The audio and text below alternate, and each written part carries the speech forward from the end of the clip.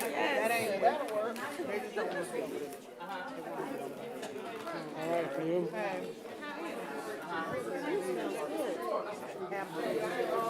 No, I'm not. Don't forget to speak.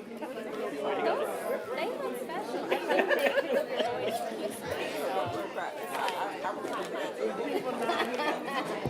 I guess they upgraded.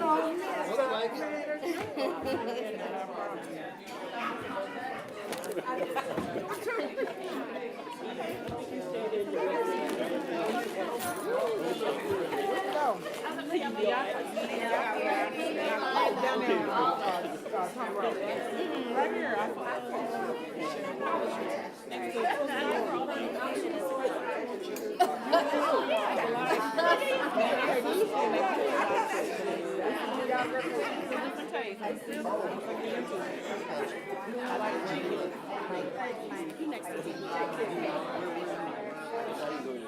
Mr. McAfee. That's right. You didn't touch it. Hey, Keith, what's up? I keep looking over there. You sure? You know what? Sometimes we need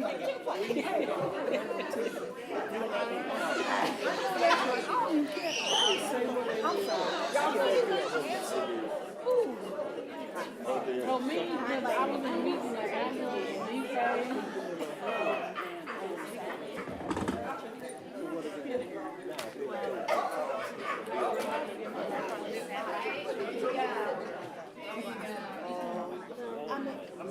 That's a lie. What we say goes right in and it's hot.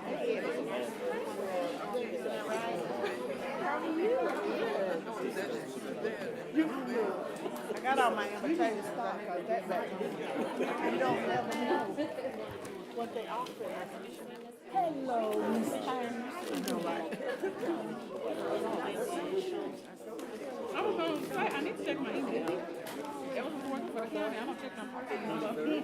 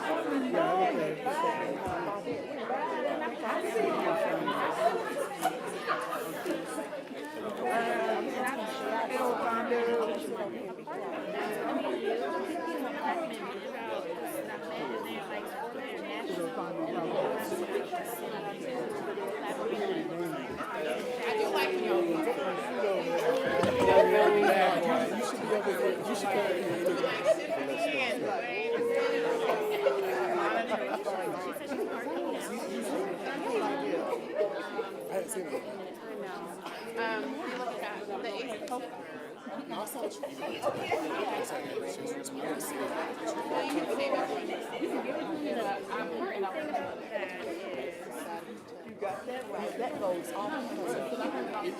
So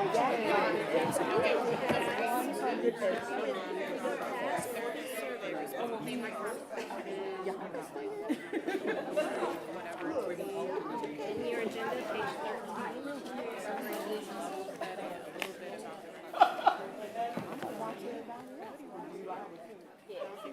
So these are I'm good. How are you?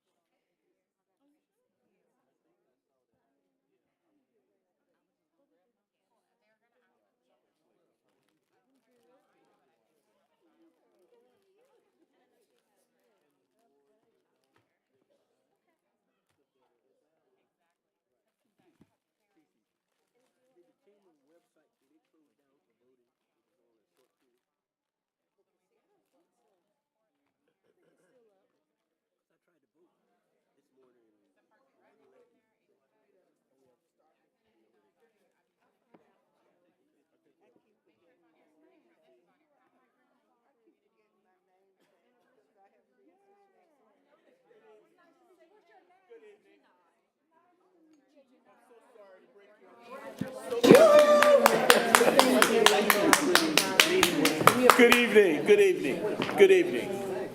So sorry to break it because this is part of what's good. The sound of you talking and exchanging is a good thing. That's a healthy sound. I apologize for needing to break it, but we're running 6 minutes after we should have started.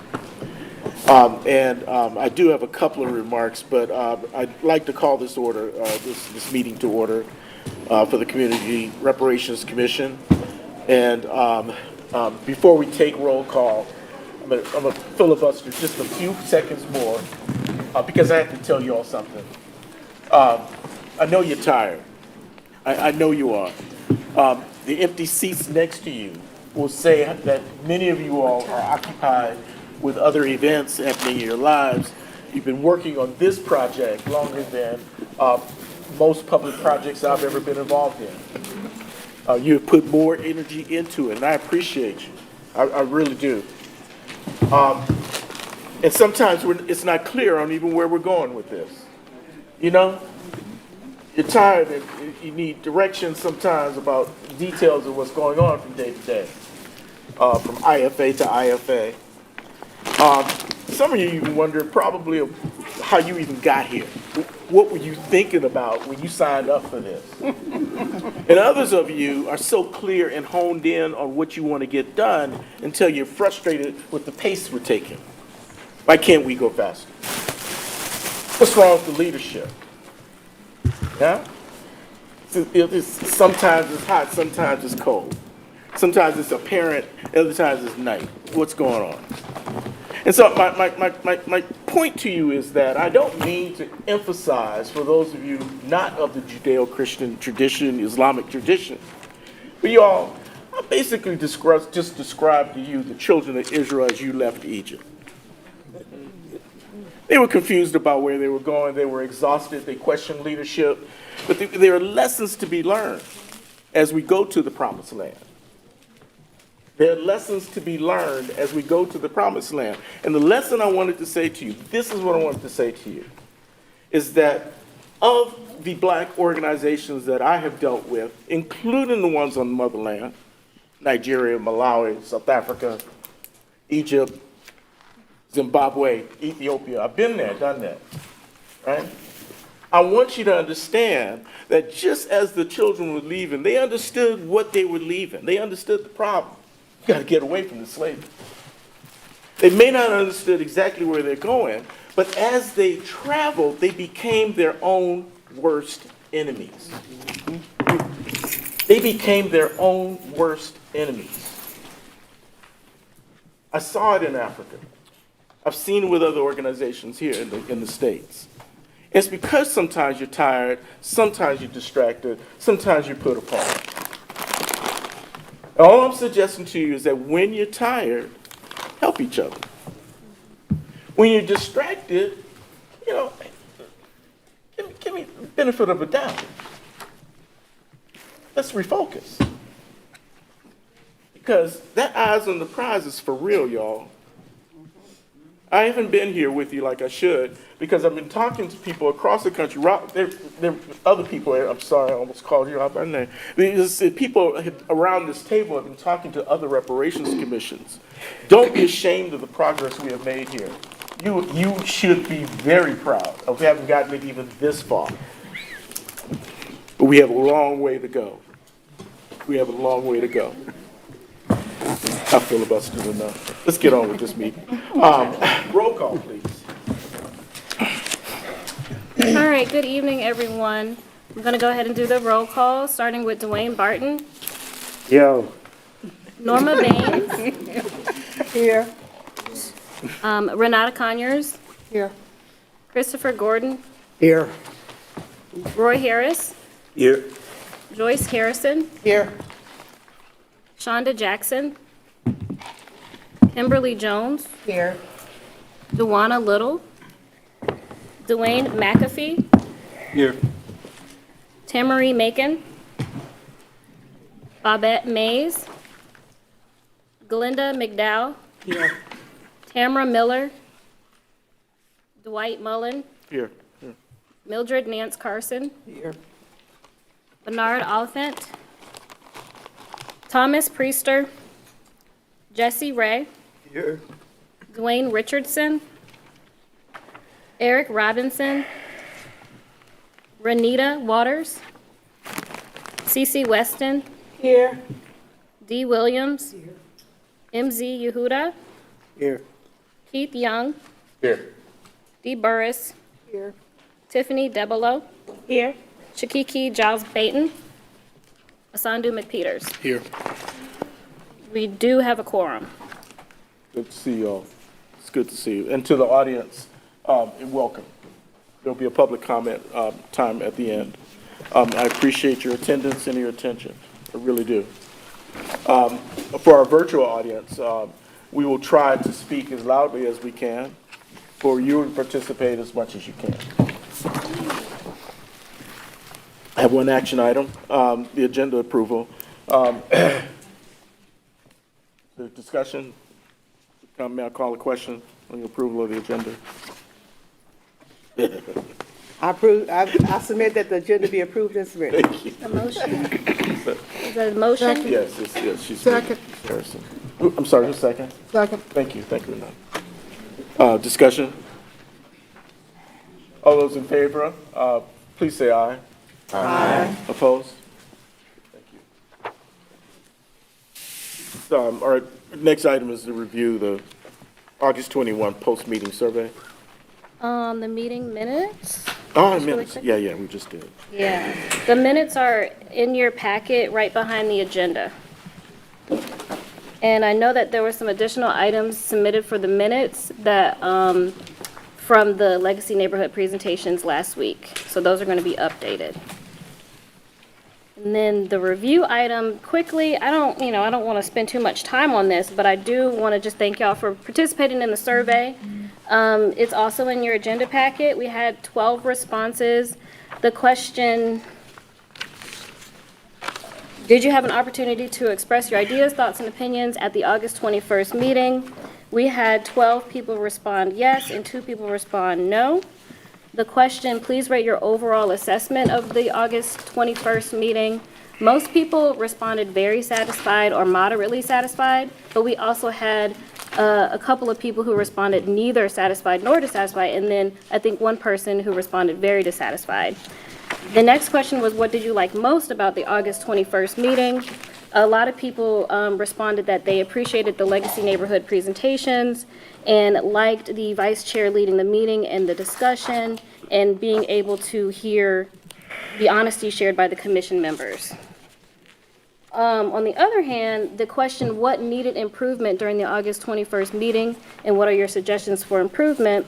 Some of the comments that I see most really are related to time management of the agenda, making sure that topics can be covered, more time, a comment about wanting to see the commission members leading and steering the efforts, the better off we'll be in the long run.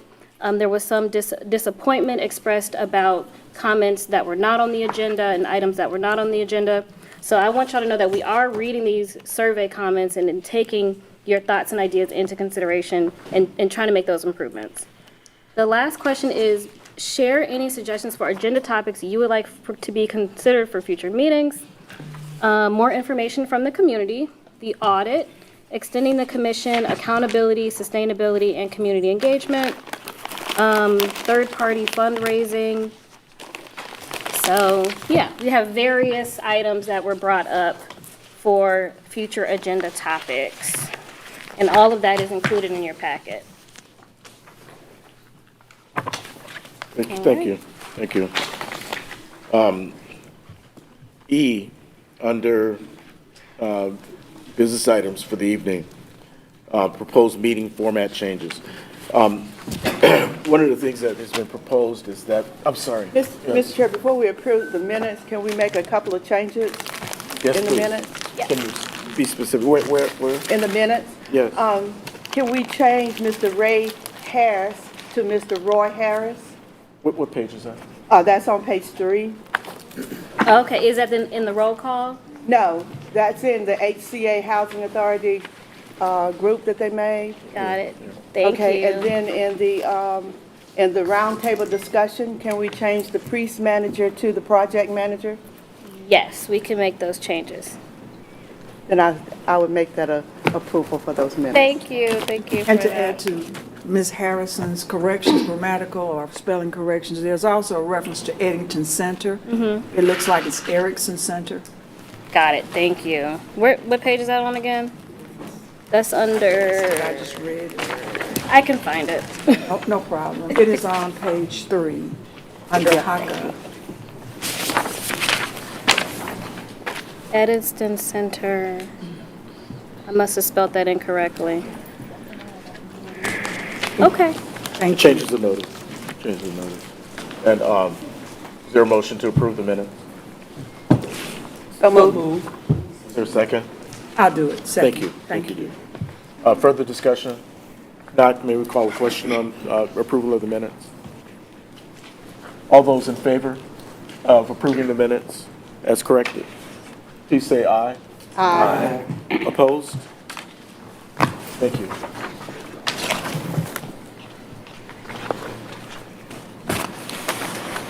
Format changes to consider to the meeting. It is in your packet, page 12, on the opposite side.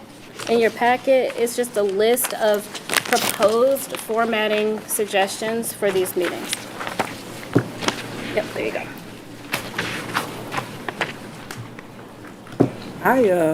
Mr. Please. Chairman, I'd like to raise the issue of ending live stream. We're a publicly funded entity, and if city council is live streamed except for 2 occasions, that is in the incidents of a personnel issue and/or a real estate issue.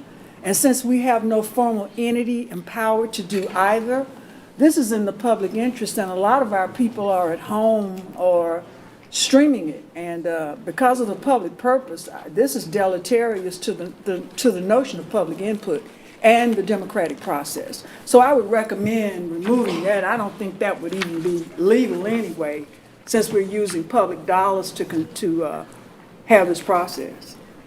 Point well taken. Others? Changes to the format? Discussion? Please. I just had a question on the clarification on, just out of curiosity, why that was even in there. How did that come about? Yeah. One of the comments was that the proposal was for the second half of the meeting to be divided into the IFAs so that IFAs can begin talking to each other and have more time as a working session for the meeting. The technology to live stream working sessions was, I didn't know how to do that. So if we go into working sessions, if this change in our meeting format, the last half of our meeting format is approved, the idea of live streaming it becomes very difficult. And to be very upfront with you, I was probably more adamant about the continuation of our live streaming. I get too many comments from public people who tune in or to the recordings, etc. I will also add, there's an opportunity to do both, to restructure the meeting such that you do all of the business items with the live stream in the view of the public. It's a public meeting and public are still invited to attend. But then for the breakout groups, that would be a separate part of the meeting that's then not, each group is not then recorded. But the minutes are still being recorded for each group, and then there will be a portion where you report out. So that's kind of where that rationale How came does in. this, question, Mr. Chairman, how does this, what is the purpose of the IFA work group meetings if we're not doing the work in those meetings and then it is relegated to be brought here in such a large, diverse group? The idea was that we're at a point in our considerations of coordinating the efforts of the IFAs. And in doing so, we reduce redundancy and maybe even begin on the road of prioritization of what we're talking about here. And so this was the set meeting. The other thing was that I think, I remember correctly, the surveys were indicative of these meetings becoming more useful sessions for us to get together and cross-pollinate, so to speak. Can you speak up just a little bit? Yeah, that's going to be a really good question. I'm maxing my voice as it is.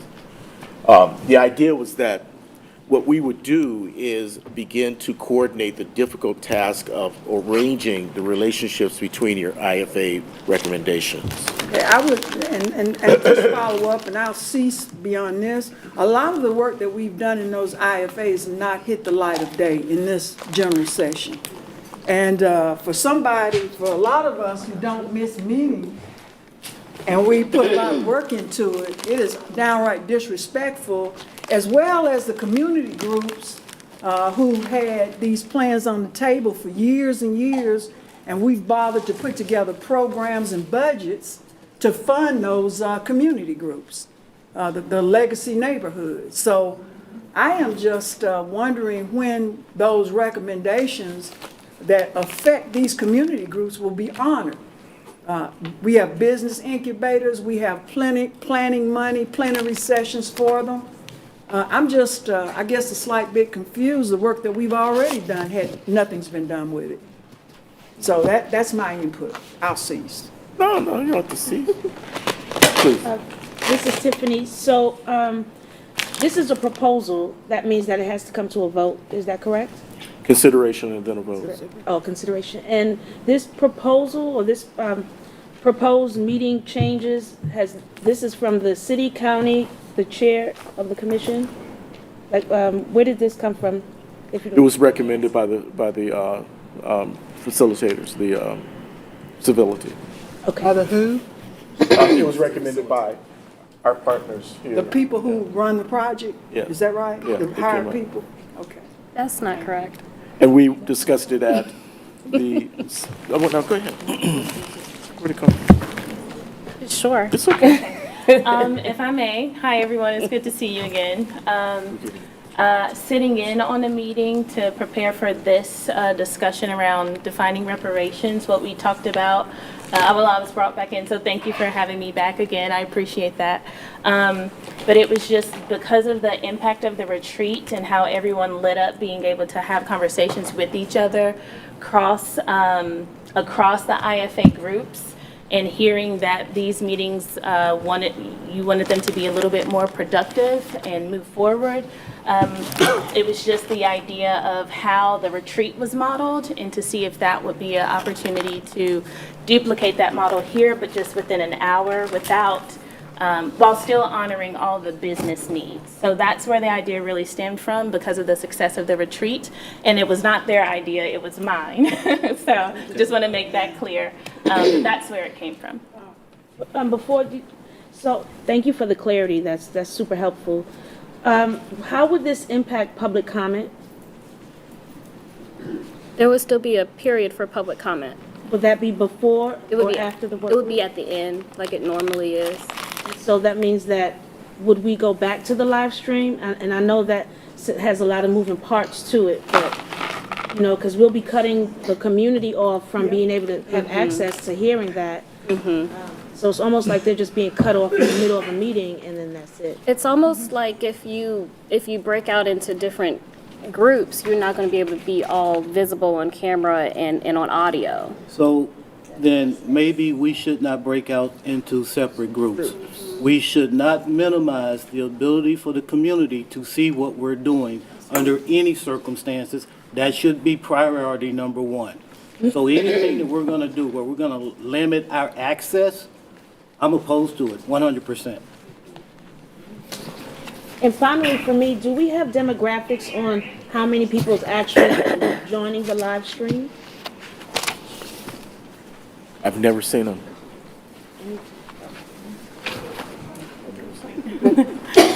We can get you that to you, but I don't know that right now. Okay, that's Right, great. because it's streamed on YouTube.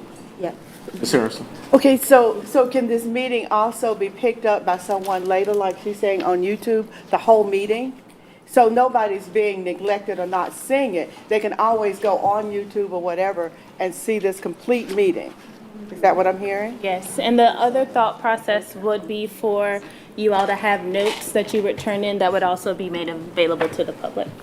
So the community is not being cut off from seeing what we're doing in these meetings. They can go on YouTube and see in full stream, the complete meeting. Is that what I'm hearing? Ms. That Harrison? sounds like the Republican Party putting in rules to make it harder for people to register and vote. So it may be on YouTube, I understand that, I get that, but everybody may not want to go on the YouTube to look to see what we're doing. There is no reason for us to make it more difficult for people to have access to what we're doing. And it makes me wonder what's really going on if you feel like that's necessary. We come up with a different format. If you have to limit access, come up with a different format. That's what you're paid to do. Okay.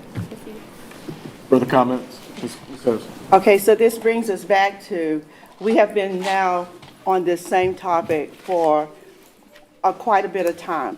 So this is why when we talk about time in meetings and time management, and I'm real close on talking about time management, I understand the concerns that everyone has, but if everybody still has access to what we're doing, I don't have an issue with doing it what you have in your format. But I do have issue if people cannot ever see what we're doing in meetings. That I would have issues with. But the time that we're taking for the discussion about this is just, we're going to be off schedule. So we're off schedule now. The technology, if I understand it correct, correct me if I'm wrong, is that half this meeting will be completely understandable through live streaming. But when it breaks into working groups, I was not sure at all that the technology would allow for the public to participate and observe that. Okay. Coming back for public comments at the end. Without taking too much time on this, though, it seems like we're at two different standpoints. It's a viewing for our public, but then there's also, in my standpoint, of is breakout groups best recommended for this time period. So regardless of taking too much time on this, I think we do need to have a discussion on both of those. But more importantly, I think that we're at a point in where we are now is, I think education-wise, is that there's no more breakouts. And I think we need to have a full-body discussion within our group about the recommendations and how we can put them into place. So I think we have two different things that we're kind of need to discuss about the public viewing, but then also if this recommendation is even needed for our actual meeting times. Can I, a point of clarity, just to Ms. Harrison's point, A says in the live stream of the meetings. Does that not mean that people wouldn't even have access to YouTube? Like they wouldn't even be able to see it if the live stream enables them to look at it later. Am I correct? So if, according to A, this proposal is to end that means people would not have access later. Is that correct? Okay, thank you. Can I do a point of clarification? That has not been updated since our last discussion. Like we said, we would do a business portion of the meeting, first hour. That would be recorded. There would also be public comment and minutes. And then for that last 45 minutes to an hour, you would just break out in your groups or cross groups to do some work, so that you have another additional time to the month to get some work done. And if I'm not mistaken, Sandra, you're suggesting that that entire format be questioned of breaking out into work groups. Am I wrong in assuming that this can go back into the work session of the facilitator staff and to bring forth a different proposal? Please. So just to be clear, we are not, you all don't feel that you need working groups broken out, but more of the collaboration as a team to discuss what you have been discussing in your workout groups. Well, point of clarification also, until recently, our IFA work groups hadn't had ample opportunity to even present at some times. That had been relegated to end of meeting, and basically we had a host of speakers on various topics, some of them of course very positive, etc.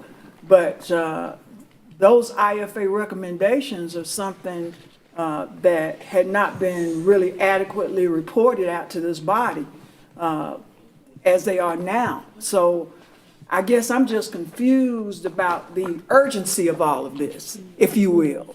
And I also am questioning the effectiveness of the IFA work groups. If they're not functioning properly, then perhaps we need to have a very constructive and realistic discussion about why they're not. I think we need to be crystal clear and on every subject. We don't have time to procrastinate and save people's hurt feelings. If the data shows, or if lived experience shows that we're not performing well in those IFA working groups, then they need to be dealt with. And that would be up to this esteemed team that's been hired to do that. And if some of us who know how to do it need to have input, then so be it. Whatever gets the job done. But you people are voting with their feet. They're not showing up. And that's alarming for me. And the public is losing interest. And I believe our credibility is at stake with our elected bodies and officials too, because I would certainly be questioning all of the protraction as far as time, methodology, why the IFA work groups don't seem to be effective. And we've got neighborhood associations who are just stalled, who have had plans for years. And I'm going to cease with that, because hopefully we'll have an opportunity to get into more specifics of it. Appreciate you. Good, one last comment, MC. Yeah, I do not see an issue with the format as it stands, with the IFA groups presenting at every meeting and establishing discussions that have already been happening. I don't see a reason to change the format. Mr. Chairman, could I just say one thing quickly? Yes, please. Have we given any thought to playing musical chairs with the IFAs right now? Maybe we need to switch up some of the personnel in the different IFAs and see if we can get some new feedback, some new blood that way. Just a thought. Yes, I appreciate it. I appreciate it. And let me say one more time as we wrap this up, is that I'm more concerned about the ideas that are coming forward from the IFAs being coordinated in a way that presents our priorities before the elected bodies. I am resistant to the idea of silos coming forward from the commission. I would prefer a unified voice coming from the commission, using the expertise of the IFAs. Close this out, please. Yeah, I would just say, I think it's healthy to have those collective conversations for everybody to digest the information that's coming from the IFAs. I think it's a good idea to have that at this body, as a collective, to be able to really understand what process a certain IFA is putting forward as a recommendation, so we can be unified on that, or at least majority really understand what's going on, so once that's presented. So I think Sandu had a good idea of that, working together here in this body. Now, what everybody else thinks, everyone has their own opinion, but I think it would definitely be healthy to put those ideas in the group, Continue to have the IFAs present whatever they're going to do, but be able to roundtable discussion what this information looks like, how it's going to be put forward, and that way we have a better understanding, as well as the people that's taking a look at this, to know like how we really feel and how these things and how these projects are going to work. Thank you. Thank you. Let's go to the under old business. Talk about the definition and discussion of reparations, please. Yes, okay. So again, for those who don't know me, my name is Renisha Crawford. I was the facilitator for the retreat. And so I was asked to come back to kind of help lead the conversation around defining reparations. And so the first thing to kind of think about is there's a really great book that says start with why. Why is it important for us to really define it? What does it help us achieve? Why is it so important for us to have a definition of reparations? So I'm going to be asking you all questions, and I just want you to shout out your answer. I'm going to be taking notes, so just like I did in the retreat. And then my job is to really bring this together and then present something a little bit more finalized, or in a way that we can all communicate towards the end.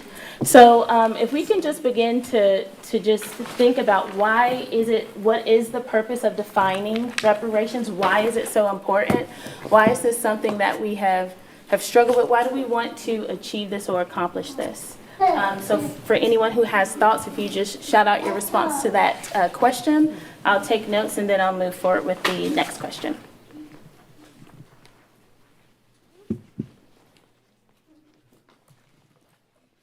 Cohesiveness. Like, I feel like we're not, if you ask everybody around here, how do you define reparations? I feel like, not saying you're gonna get all different answers, but I feel like they're gonna be worldly apart. And I feel like we need to be more cohesive if we're trying to accomplish one central goal within our IFAs. And so I think it's essential that we understand if the work that we are doing is actually reparations, or is it more community-led type things that we can accomplish even if we were not here. Thank you. I think your question was why reparations are important, or why we're doing it? Why is it important to define reparations? What does it help us do? Okay, because we want to get it right. We want to get it. As Afro-Americans, we have been through so much over hundreds of years, you know. So we want to define all the things that we went through, our ancestors went through, and see what reparations can do to help us to get the things that we're entitled to, really. We did a lot in America. We did a lot for this country, and as a result, we have not strived as other people have strived. So we should have that opportunity. Thank you. So, Okay.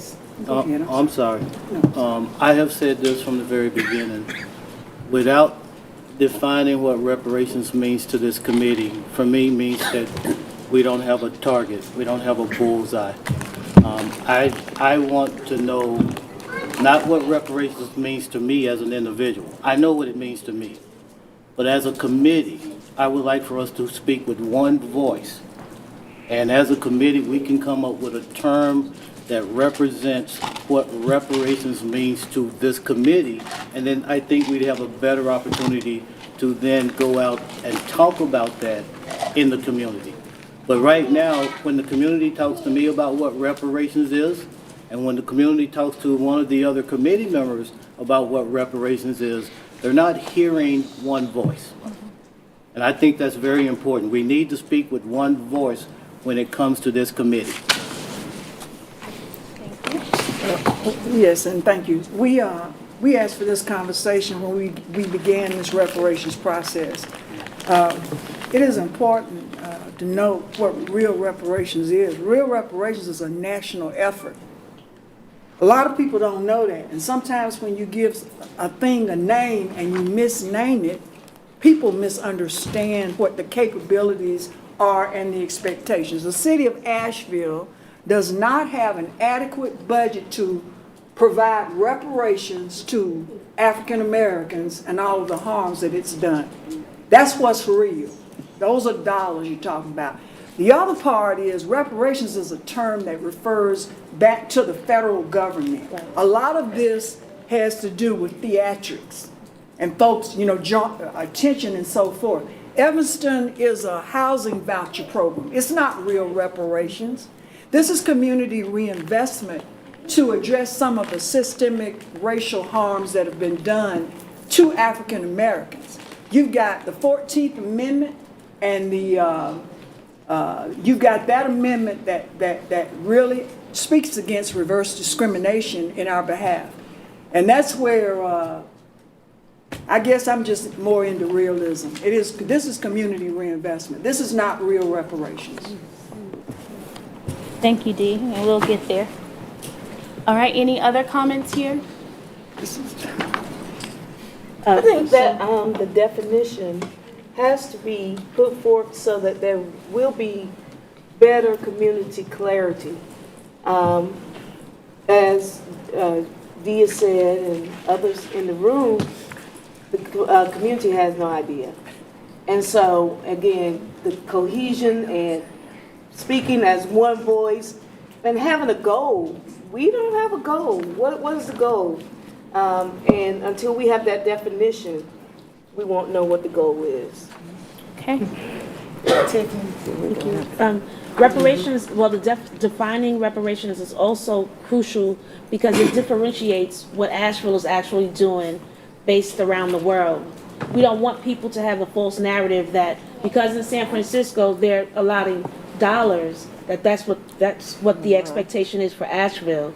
And similar to what Ms. Williams mentioned as far as HR 40, we're not even on that federal level. So when we define it, it's going to be uniquely tailored to the needs of Asheville, Buncombe County.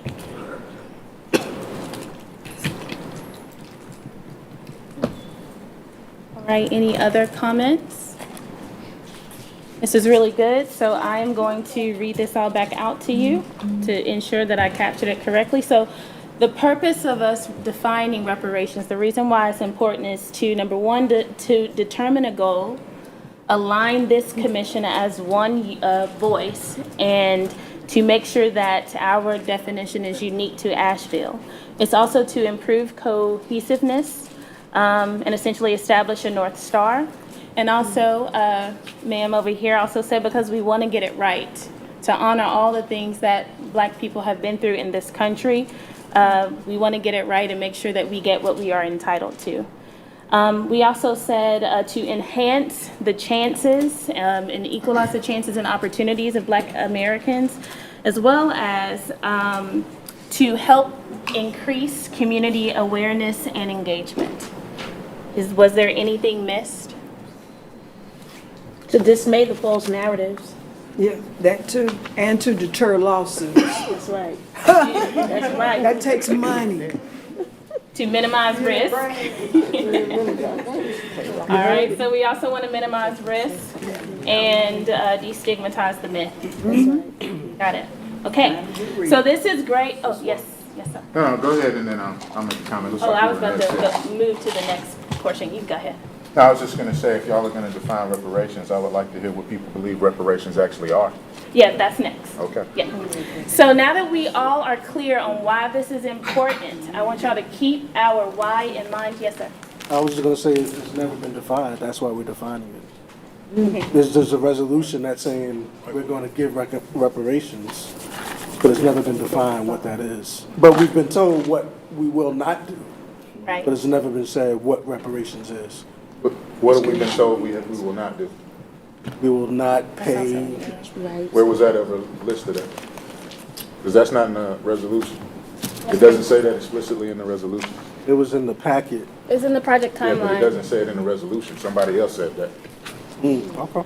The resolution is from a local In the government. resolution, it is not limited to the 5 impact focus areas. It does not explicitly exclude financial compensation.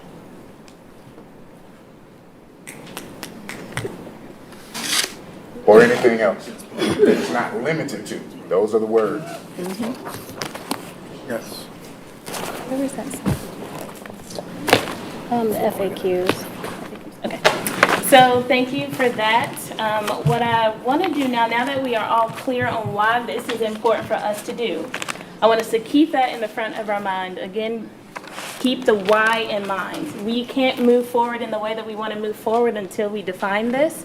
And so I know that we all will have different insights. My job, again, is to capture them all accurately as best as I can and then present them back to you. Does this sound good to everybody? Okay, so with that said, if you take a look in page 13, on page 13, our education IFA group had done some research. And what I want you to do is look through some of these definitions of reparations and how other people across the state, or across the country, has defined reparations.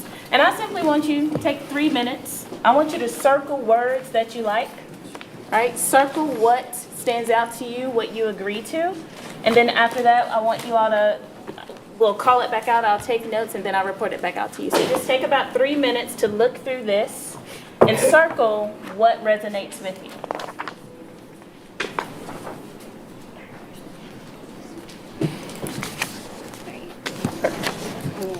Because it's a local government, the resolution was passed by a government entity, so there are limitations. These two.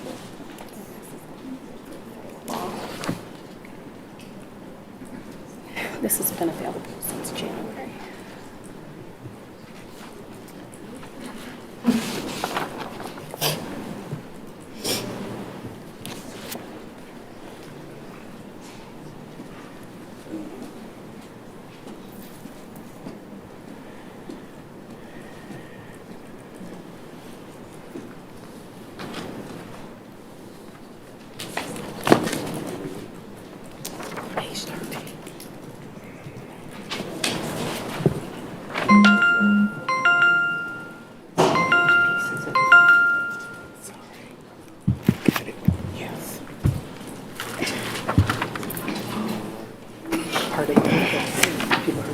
No, it's not virtual. No, it's not virtual. Just the handout. If you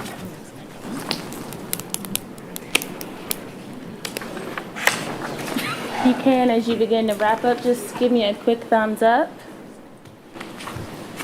We'll move into discussion.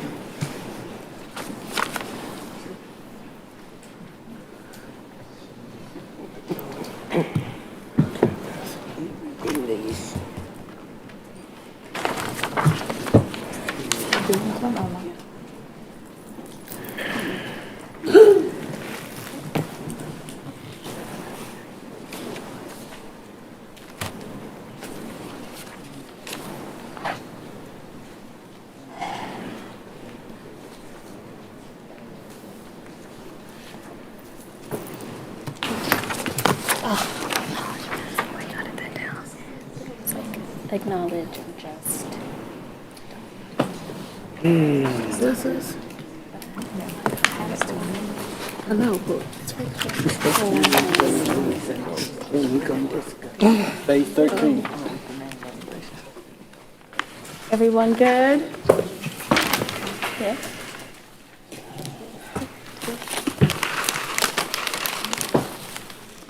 All right, so it looks like folks are kind of coming to an end. If you can, just again, share out what did you circle, what did you align with, what stood out, what did you like from what was written from these national type of definitions? Yes, ma'am, Ms. Wilson. Okay, so I kind of went with Sandy Darity. As y'all know, Sandy Darity is a homeboy.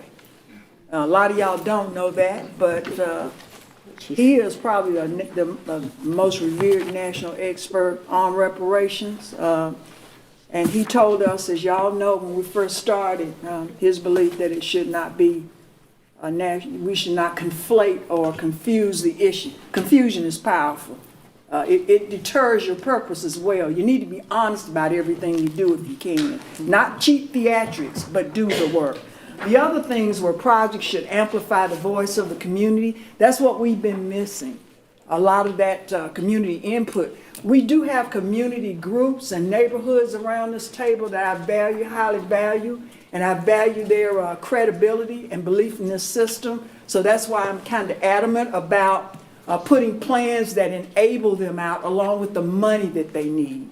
And also, reparations should have community-based accountability at the center of the work. In other words, it's not about the meetings before, the meetings that we have to put forth an agenda. It is being completely crystal clear about everything we do with the community centered as the focus of everything, not what we can individually get out of it or power or whatever, but the community itself, people who are really looking and who will benefit from this and who have been injured and are injured now. The other thing is the purpose of reparations is to stop the leak. We cannot turn these issues. Specifically, we've recommended that the city and county governments handle our budget.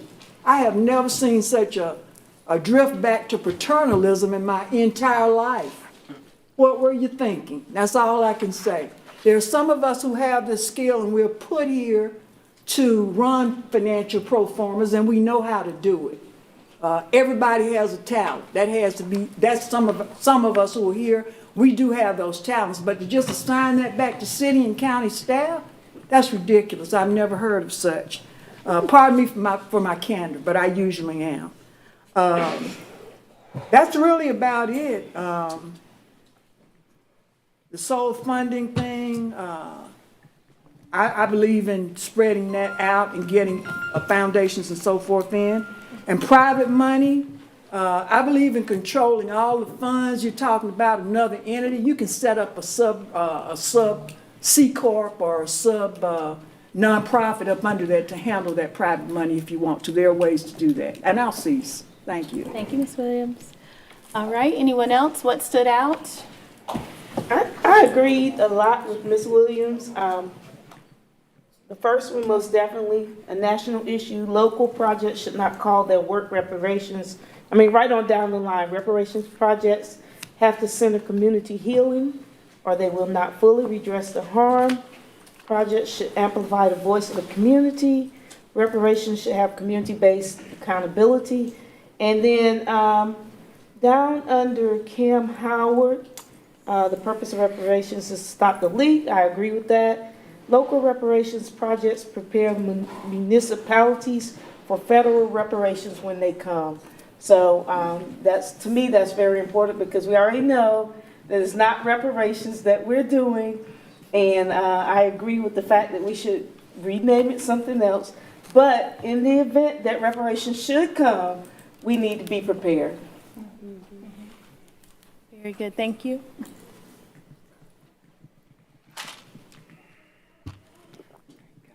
Any other comments? I hear comments, I'm just still waiting for the actual, what is reparations? I hear people saying it's not reparations, but what I'm not hearing is, what is reparations? We get there. already defined it. Okay. All right, so if I heard you all correctly, this is what you all are saying for Asheville. Reparations is a national issue. And Asheville should not call this project reparations. However, our work must center community healing. It must amplify the voice of community, have community-based accountability of the work, as well as not have funds managed by the federal government or federal government staff and be handled privately in order to stop the leak. Local governments either, I correct that. Local governments either, no. But I would like to add that we do want government dollars.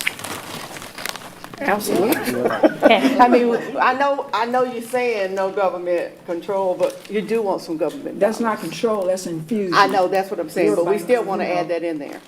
Add those government dollars. Okay, all right. So we can use government dollars, but not have those dollars managed by government. Got it? Okay.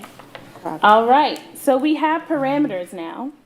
Before we get to, oh, yes, one more. Yeah. Well, I just want to mention also under what Cam said is to make sure that we direct where the resources go. Okay. Not managed by local government staff, but by community. Good? All right, great. So now that we all agree on all of these bullet points, there was no opposes. We right? didn't all agree on that, you just took notes. I'm not done yet. Okay. So we're gonna move next. All right. I want y'all to look at page 11.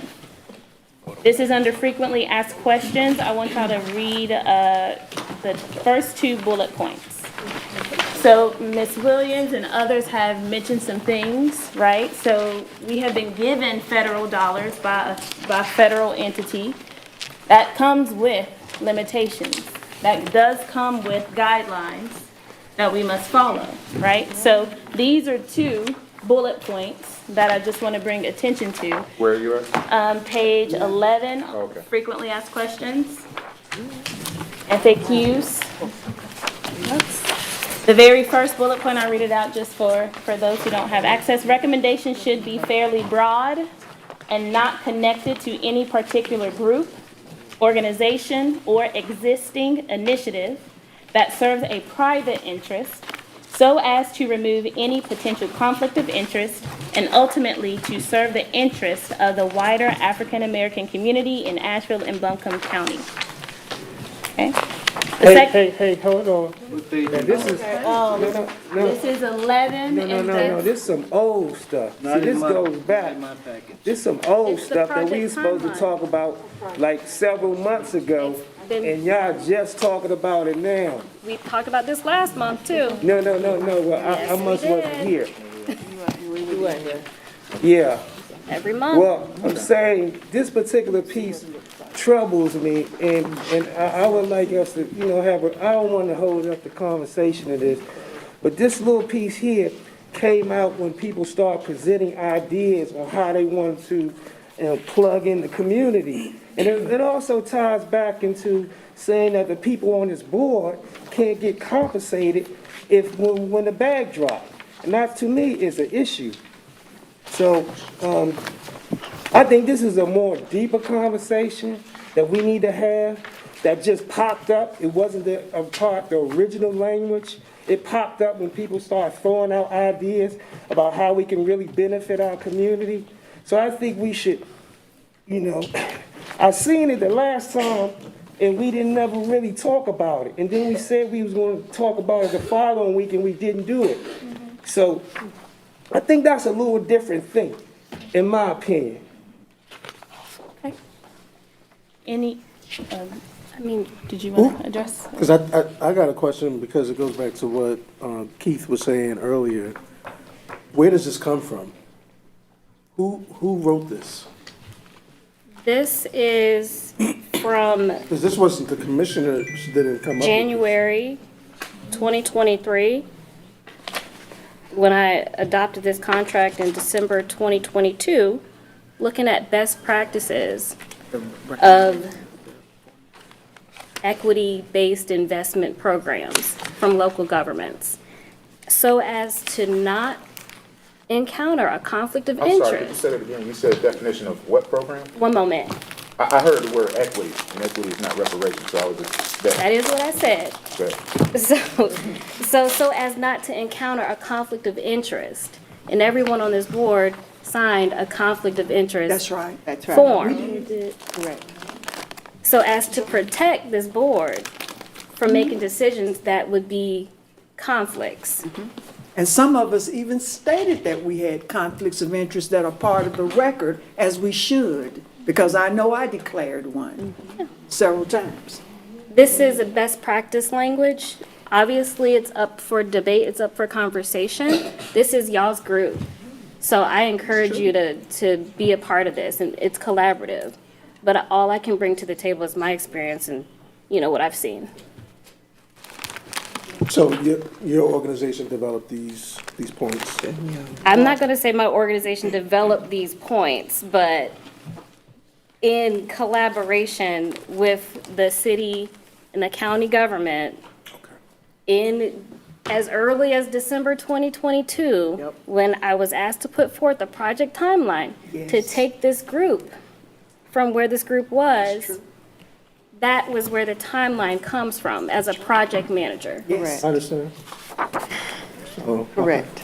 So the point I'm trying to get to is the parameters should be defined by the commissioners. Sure. And that's goes back to Cam Howard's statement, the redress must be directed by the injured. I think we're doing that to a certain extent, including the conversation about defining it, because you can't direct it if you don't define it. So I think that's part of that, but I think even what Dwayne brought up is something we should talk about, not just take as an assumption or agree with what so-called best practices are out there. Sure. We talked about that at the beginning of the commission with the Roberts Rules of Orders. We talked about that, how that doesn't always chive with what we do. So I think I don't think it hurts to have conversations about it rather than just to put it out there and say, you have to do this. And I'm not saying you did that. It's been on several meeting agendas, and I am totally open to y'all's feedback about it. Yeah, I'm just saying we just should discuss it. Which is why we are raising it now, so we can discuss. And I just want to get to the second bullet point, then I'll come to you.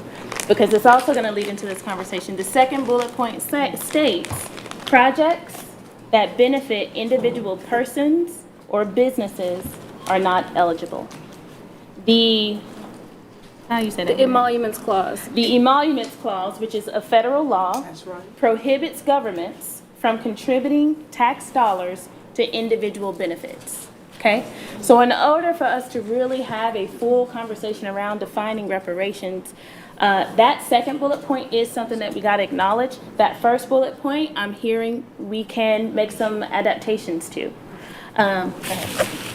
I'm trying to really understand this. As a black person in America, what we're doing on this committee, I would hope would benefit me. So should I exclude myself from the process? So is there some example or some issue came up that we need a little clarity on? Because I'm really not, how can we be a part of this committee as blacks in America, and then that not, at some point, if we do our job right, not benefit us? I'm confused here. I see what you mean. It is structuring it right now before a formal entity is set up to make those adjudications. It is taking the program, the definitions, and the outline of the program and skew it towards an entity that is probably intended for before the entity that's set up, like a 501c3 or whatever you're going to use, is set up to adjudicate properly. And if you do have an organization that you belong to that would be interested, like I did, I'm just using me for an example. I work for an organization, or I work with one that is looking to do a permanently affordable mixed-use, mixed-income housing. I had to declare that as a conflict of interest because it exists. It exists. But later on, when the entity is formed, and if these entities are required to compete for those dollars with programs, et cetera, then, of course, but the important thing is to disclose, to fully disclose so that people know and it's a part of the minutes. If you got a program that you're hoping to get some of these dollars, everybody knows who everybody belongs to or works with. But it's best to disclose it. It really is. And Mr. Keith, I think what you're essentially getting at, we go back to Darity's definition that reparations is a national issue. There you go. Right, so it's not going to be until the federal government actually comes to an agreement of what reparations look like for our population and people as a whole, that we can really do what needs to be done. But here at this local level, to Ms. Williams' point, what we want to do can't be done through the federal government and the federal entities. There must be something separate that is created. So that has to be part of the process. Go one and then two. I just want to say that there is precedent. Reparations have been paid to individuals. That's right. Already, so. And so we need to figure out the structure in which that. Yeah, we can't allow our discussions to be framed by people that haven't been injured. Right.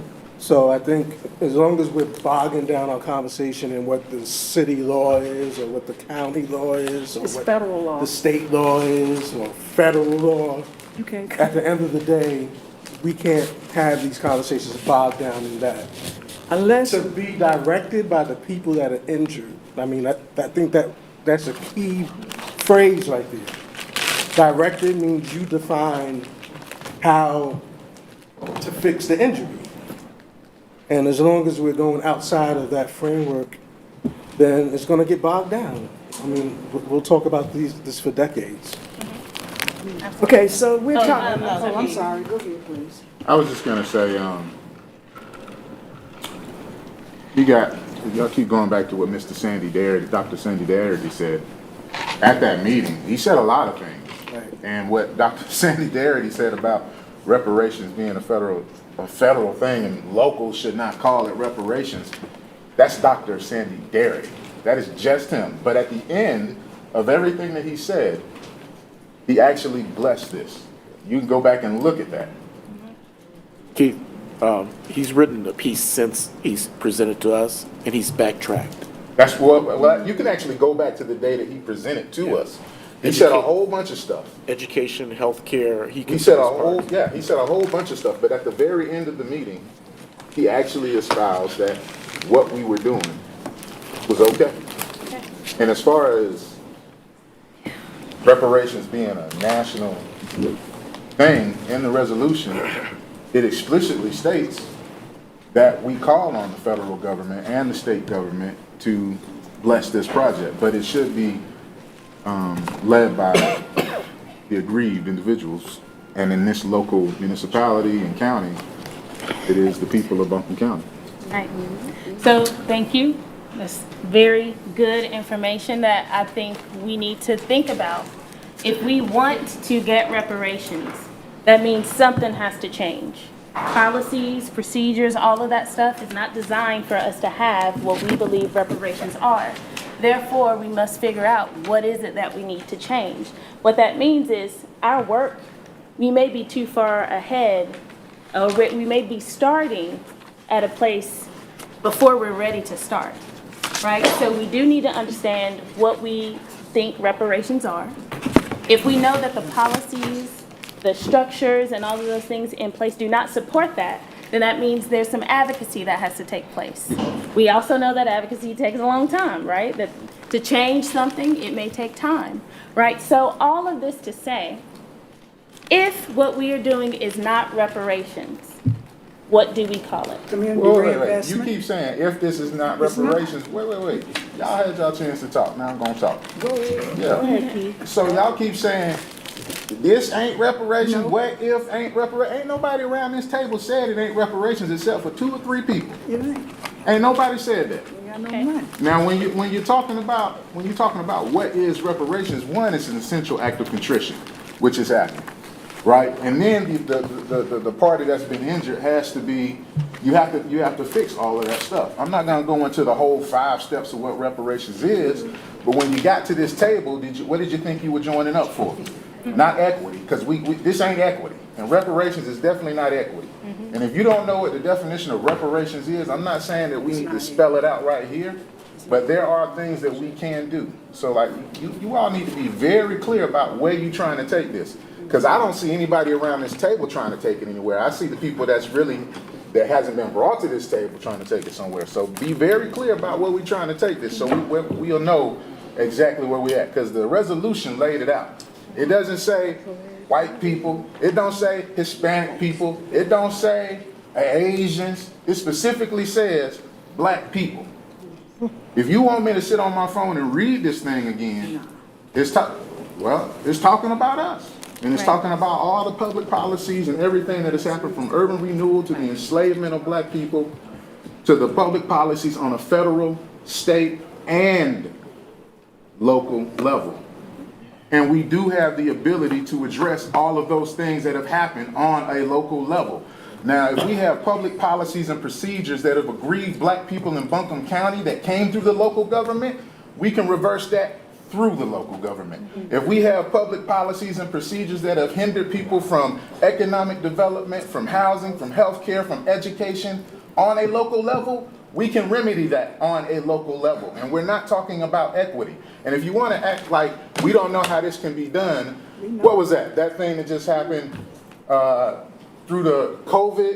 You remember when everything shut down from COVID? Y'all remember when all the businesses started closing up and losing money? You know what the local government did? The federal government. I'm still talking. You know what the local government did?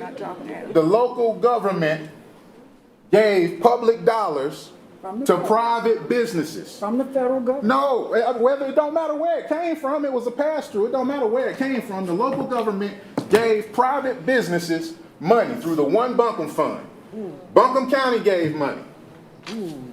Asheville City gave money. But you gonna tell me you can't give us no money? No, there's a way to do it. We know how to do it. I'm not gonna sit around here and play these games. You know what I'm talking about. And I'm not going to let anybody sit around here talking about we can't do reparations for black people, but we can do everything for everybody else when the time presents itself. No, we here at this table because it says reparations. It said reparations for a reason. Yes, the federal government has to do what it needs to do. Yes, the state has to do what it needs to do. But while we here at this table, we're going to do what we need to do. And this ain't happening again. Stop acting like this stuff has been happening. Ain't nobody been passing reparations. Ain't nobody been doing this thing. And when this thing was passed, there was only one other city in the entire country that even attempted to do reparations. So stop acting like everybody who is aficionado on reparations been doing something, because ain't nobody been doing it. You people around this table are the first. We're going to do what we need to do. I'm not gonna sit here and let people sit and talk about this ain't reparations and we can't do this and we can't do that. It ain't our job to tell us what we can't do. Let them people tell us no. We ain't gonna tell ourselves no. Excuse me, can we, and I agree with some of what you're saying, but we need to. Hey, that's just who I am. I know you are. But can we I'm get not back to being the mean to nobody. If my Mr. tone Chairman, offends anybody, can we get back I'm to not the sorry. Can we get back to So, the Mr. agenda, Keith, thank please? you. What you just said is something really important. We've never done this before. It's the first time. There is no blueprint. That means it's going to be a rocky road, ups and downs, disagreements, you. discourse, and all those things. But we are here because we are here for the love of our people, and we must keep that in mind. I'm gonna read back why we thought this was important. Number one, to determine a goal. Number two, to align this commission and create something unique for Asheville, to improve cohesiveness and establish a North Star so we can get it right because we have been harmed and we care for our people, to enhance the chances of opportunities of Black Americans, and to establish a way to increase community engagement and community awareness. Also to minimize risk and destigmatize the myth, and we need to define it because it's never been defined. Therefore, at my next question, so we can move forward because my time is limited, I want you to insert, this is where I want you to have fun, Mr. Keith. Reparations for Asheville, North Carolina looks like a commitment to, and I want you to fill in the blank. Take 3 minutes, write it down, and then I want you to call it back out to me. Black people. Looks like a commitment to, I'm gonna insert the verb, addressing or correcting. I'll say that one more time. Reparations for Asheville, North Carolina looks like a commitment to addressing, fill in the blank, or correcting, fill in the blank. Should be both.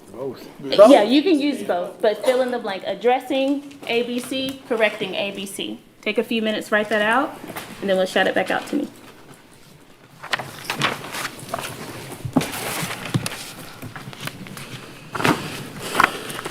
I'm over time, but. Let me say we go to 7:30. Oh, okay, great. We're doing all right.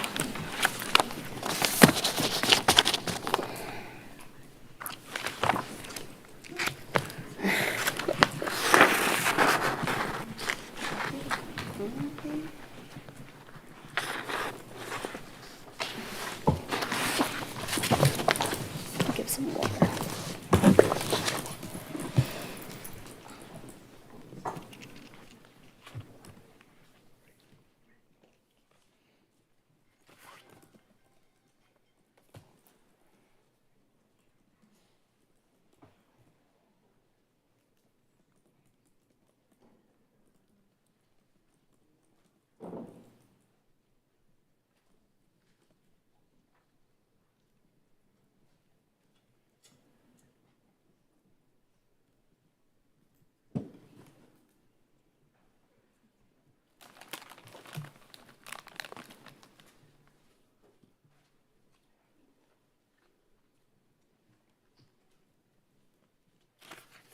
I'll also throw out another word here, enhancing.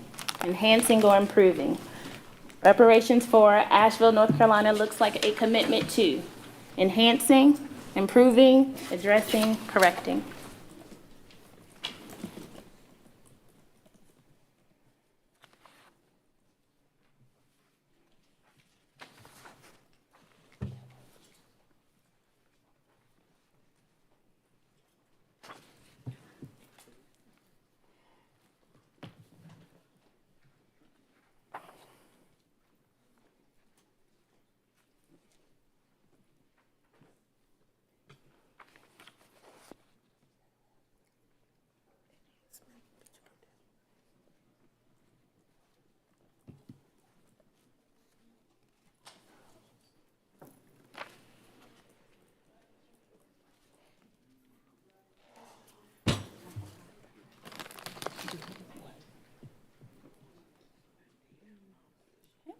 As y'all begin to finish, you can go ahead. We'll just go down the line, starting with Mr. Sir at the very end. I don't know his name. MZ.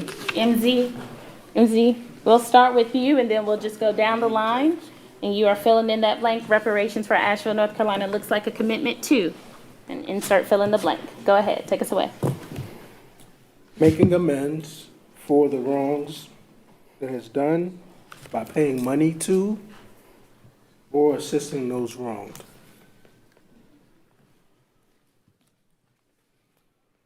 Okay. Thank you. Was that the only one? Yeah? You only had one. I was supposed to add more to that? Well, no, if you have more, I'm just making sure I got it. Making amends for those who were wronged, making amends for the wrongs that was done and paying money to or assist those who were wronged. Okay, all right, thank you. Next. I had one for addressing and one for correcting. Addressing the systemic suppression of the black community and correcting past harms through continuous investment in black people. Addressing systemic oppression. I said suppression, but you can say oppression. And that last one more on Tom? Correcting past harms through continuous investment in black people or the black community. Thank you.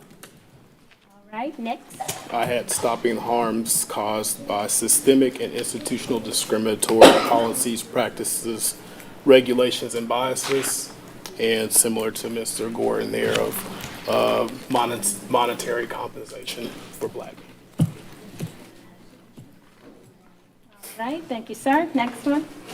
I have addressing the harm and improving, enhancing any situation that we address or correct the harm from for our future. Okay, say that last one more time for me. Improving and enhancing any harm that we correct for our future.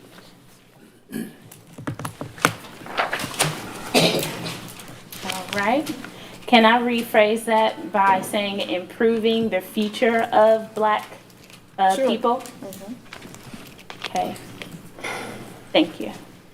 Yes, ma'am. I put reparations for Asheville look like a commitment to this process, a commitment to black Asheville residents, starting with our elders and youth. To address the harms that we still face based on the 5 focus areas, and to enhance our financial well-being and just enhance our lives.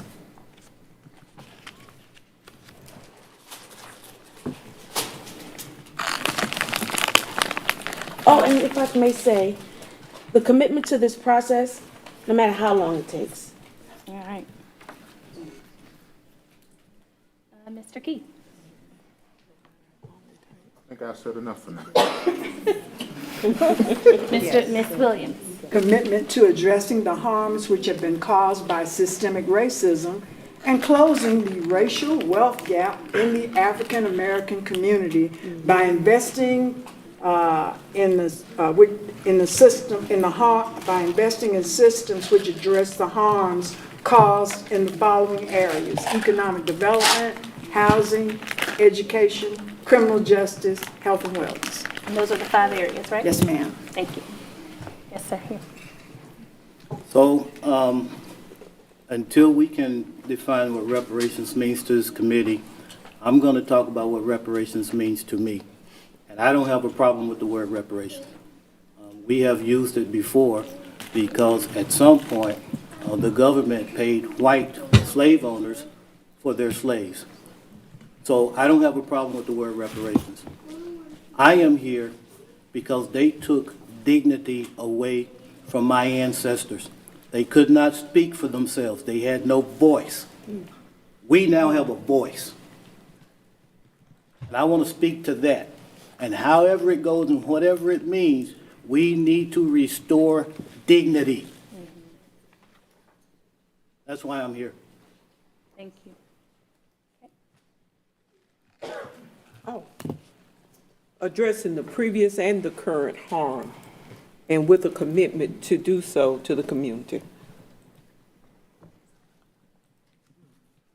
It's definitely about black people, about the African American community itself, but acknowledging the harm first, even an apology for the harm, the apology for the complicity that was done to the village, accountability, sustainability, that covers the 5 IFAs. Correcting the harms that were done through restoring what was taken away.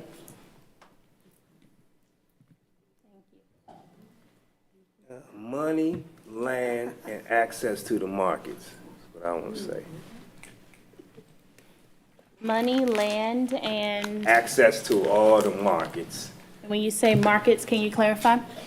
all the projects, all the, like, anything development that's happening in this city, there should be access to the African-American community to get a piece of it, all of it.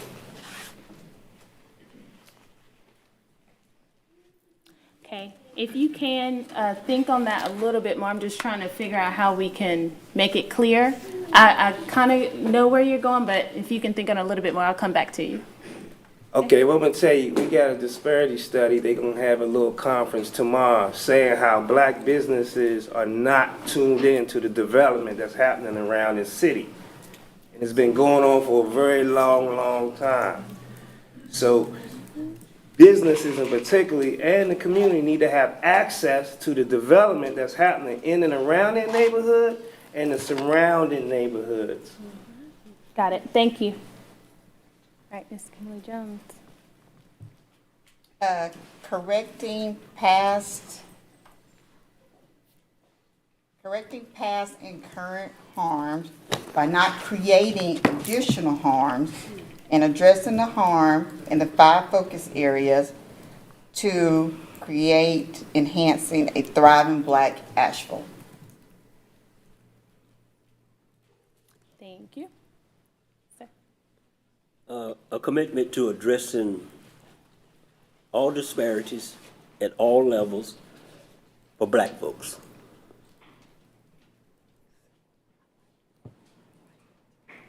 Correcting the harm and improving the lives of Black Americans in the Asheville-Buncombe area, Asheville-Buncombe communities, and causing no harm additionally.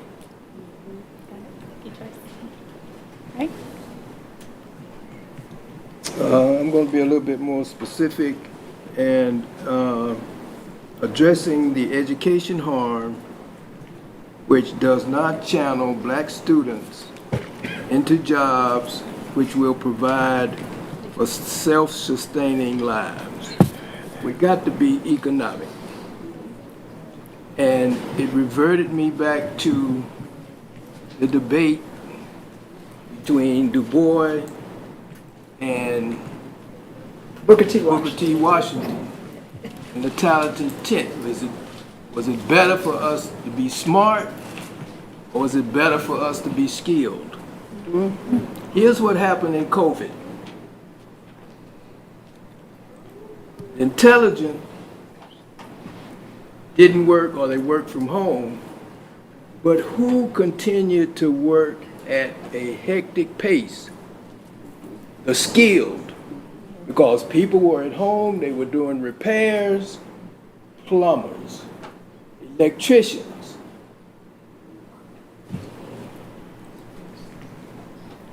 When you become self-sustaining, then you can move to the other areas. You can buy a house. You can begin to invest. The reason, brother, we don't have any black businesses in here in the development, because we're not prepared to be in development. Don't have the background, the money. Go to the bank and see if you can get some money.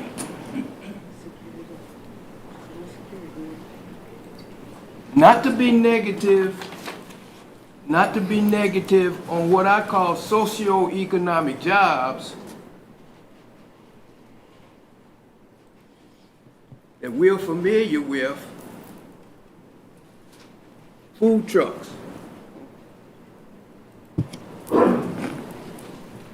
What can you do with a food? Go to the bank with a food truck and what can you get? Go to the bank with your house, you got some collateral. need to channel our black students into jobs that will enable them to be self-sustaining and enable them to move up the ladder economically. Thank you. Well, I had enhancing and improving in housing and education. So he already spoke of the education part, which was good. And as of correction, that accountability is one of the big things. Yes, consistency, the correction would be accountability and consistency, you know.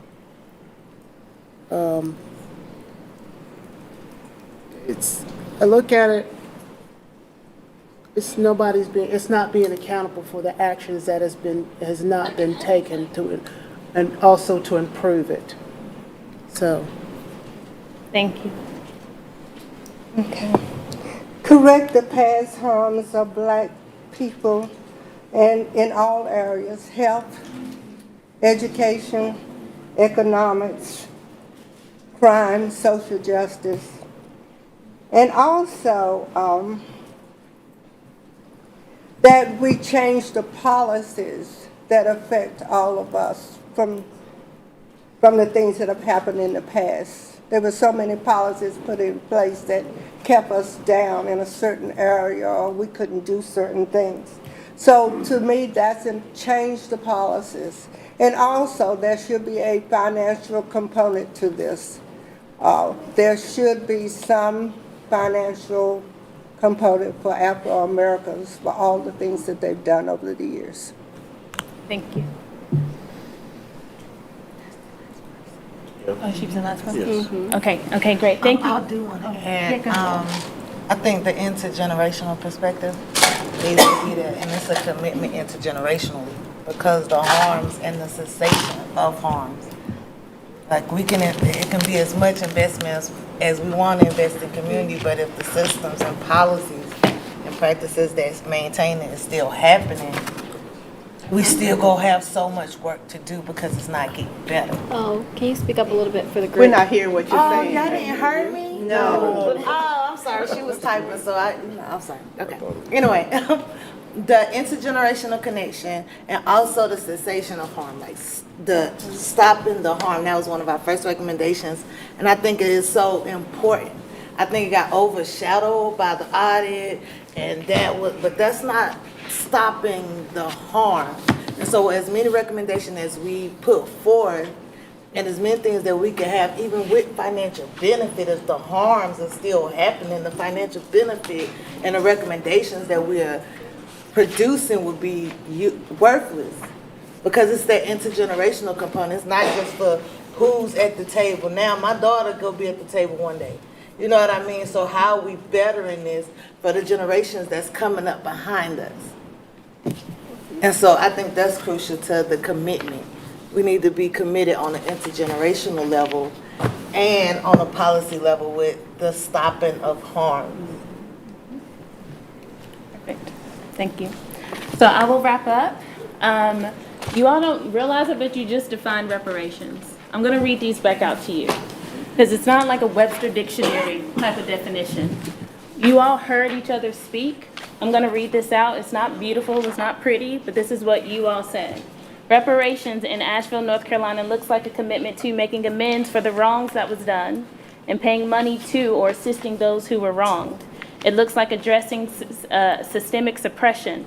It looks like correcting past and current harms through a continuous investment intergenerationally. It looks like stopping the harm and systemic biases and issues. It looks like improving the future of Black people. It looks like creating opportunities for Black students to have self-sustaining jobs with a focus on skill development for economic mobility. It looks like enhancing our well-being and our lives. It looks like closing the racial wealth gap by investing in systems that address the harms. It looks like restoring dignity, I love that one, and the voice of Black Americans. It looks like acknowledging and receiving an apology for the harms that was done. It looks like implementing systems for accountability and sustainability. It looks like restoring what was taken away by granting money, land, and access to city and neighborhood developments. It looks like not creating additional harm. It looks like creating a thriving Black Asheville. It looks like addressing disparities for Black people at all levels and enhancing home ownership and being consistent while also reversing and changing the policies that cause the harm. That is y'all's definition as a commission of what reparations look like for Asheville. Now what you're tasked to do is, what does it take to do it? That makes sense to everyone? All right, my time is up. I promise I will get this to Christine to send it out to everybody, but you have all defined it. You have the parameters. Now when you answer the question, what does it look like to do it, that is where your recommendations come in, and your recommendations should be aligned with what you have just said. Make sense to everyone? Yes. Can I ask a question? Yes. Can you go back to just the first part about giving money back to individuals? I need to hear that. The very first one was making amends for the wrongs that has been done and paying money to or assisting those who were wronged. Okay, that one is going to be a very hard one because these are our ancestors that we're talking about. So somehow or the other, we need to reframe that so that it doesn't look like you're trying to give money to individuals now that are currently sitting, here or in Asheville. Somehow or the other, we have to show that we're paying that money, or you're giving money, if you're giving money, for individuals of the past, not of the present or the future. That's just community investment. Right, but I'm just trying to make sure that when it's addressed, that it doesn't get addressed in the wrong way. Yes, ma'am, and I'll make sure I'll add that in here. Okay, very good. Does anybody have any questions or comments before we move to the next item on the agenda? Are we feeling like we've defined reparations based off this conversation? We haven't charted a clear path going forward. We have a lot of different opinions. Yeah. Yeah, some of that is, in my opinion, is community engagement and not part of reparations, but that's a conversation for a different time. Yeah, and it's a start, Right. right? And we haven't had a starting point. So we can refine it, of course, but this gives us something to work with, especially when you go back to your IFA groups and have these conversations to say, you know what, this actually isn't reparations, this is community engagement, this is community awareness. Let's move this over here, and you all will have that right to do that. But this gives you just a good starting point. I will just say, it's kind of like when you get together as a group and write a mission statement, right? And so that mission statement helps to direct your objectives and your goals and what how do you carry forth that mission. So we're gonna, put this in a legible format. We're gonna come to a consensus as a group as to what that statement is, and it's gonna be on each of our agendas moving forward. It's gonna be on our material moving forward so that this group can agree to what that definition is, even if it is 2 paragraphs long, right? Right. And so that definition that, was created not only just today, through the retreat, through your work over these months, it'll be carried forth. So I really appreciate y'all participating in that. Yes, thank you. Hi. Okay, if y'all will turn to page 16 in your packet. Which one?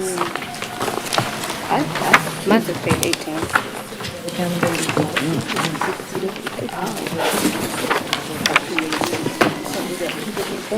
Oh, those are notes from the retreat. That's what I'm saying. Which package? We got 2 different things here.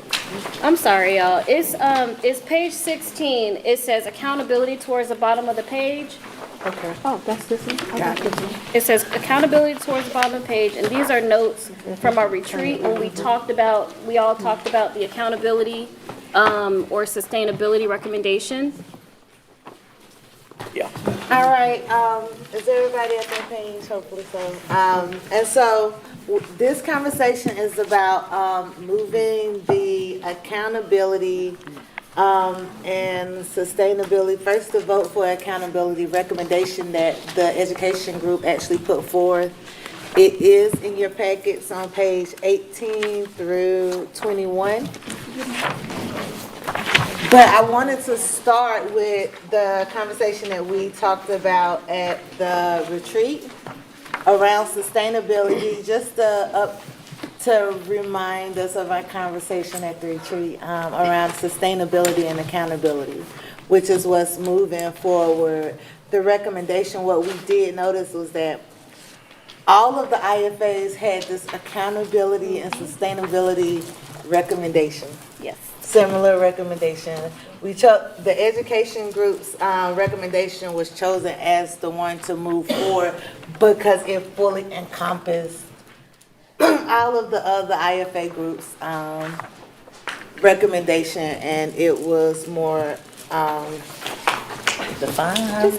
Just comprehensive. Yeah, it's just a little bit more comprehensive than the other one. So, but it summed up all of our IFA accountability recommendations. And so has everyone had a chance to even read that one? The Education Accountability Task Force So I guess when I'm under accountability, you have listed accountable to Black Asheville, but we are in Buncombe County residents, but we're also accountable to city and county government. These are public funds. Yeah, so that was just notes on this, on page 16 under accountability. It says we are accountable to the Black Asheville and Buncombe County residents. The entity should be a partnership but separated from the city and county, not a part of this commission, using data to inform decisions and conduct audits. An accountability task force referred to the Education IFA recommendation, which is on page 18. And then we had some notes from sustainability. That's just the reminders of our conversations around, at the retreat, around accountability and sustainability of this process. How do we keep things moving forward when this process is over and still make sure that things are happening the way that we are recommending it to happen? And so the Education IFA recommendation is what's up for vote tonight. Okay. Wait a minute. Just for What discussion. page is that on? 18. It's 18. It 18, does. got it. But if y'all not wanting to vote, you can discuss it and get feedback. I think we have vote a at the chance to next. really. This was at the last meeting. This was You gave this out at the We last didn't get a meeting? chance to get to this at the last meeting. This was on the agenda at the last meeting, but we didn't get a chance to get to it or discuss it. So now's the I don't opportunity. think we're in a position to essentially maybe vote for it, but I think because there was another IFA that presented similar information to it, it would be a good time for us to essentially look at them, see maybe what could be adapted, what could be changed, what could be added, what's not like. But we're really looking for discussion on this so that we can beef it up and essentially make it a healthier proposal. Yeah. All right, well, it's open for discussion. Okay, so So it's on page 18 in your packets.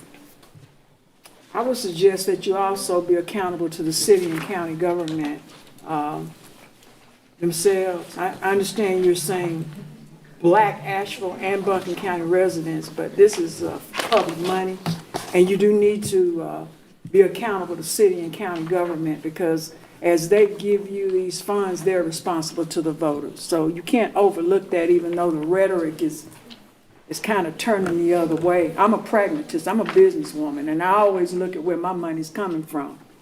And these folks hold purse strings, so, you got to get real. So page 19 kind of addresses what we just have as far as their accountability within this recommendation. You want to have somebody from education to talk about it? So, education group, would someone like to talk about this recommendation? Oh, Sandra, would you like to talk about this recommendation? I mean, essentially, it's like we've already talked, it's been sent out, I'm not trying to waste time, our purpose, it was sent out, we We've been talking all along about getting information out before, so people have had time to read it. We essentially had it in our last meeting. Like, I don't really feel like there's more to sit up there and stand and read it like it's in front of us. I mean, we're talking about it now. I think Ms. D did a good point of making the first thing of she had a recommendation and looking at it. I mean, I feel like if you haven't taken a glance at it, you can look at it now and start to really decipher what you think of it. But I don't, just me, I don't really feel a need that anybody from our IFA really needs to come and read it that's in front of us again.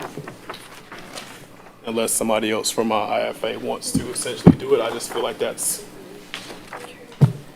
So we could get into this a little bit by just simply, why do we feel the need to have 5 people hired for each individual IFA? Say it again, I'm sorry, I didn't hear. I couldn't hear what you were saying. One of the parameters is hire 5 people to represent each IFA. That's a Page typo, 18. that's a typo, So that's 25 Dwayne. It should be 5 total people, It should be 5. 5 total people, Okay, one that sounds representing each better. IFA. Okay. We've updated it. This looks like it's an older version, but Okay. that should be 5 total. Okay. Madam Vice Chair. I agree with what he's saying. I mean, we can all look at this. In the essence of time, I'm going back to, can we all take this, take a glance at it?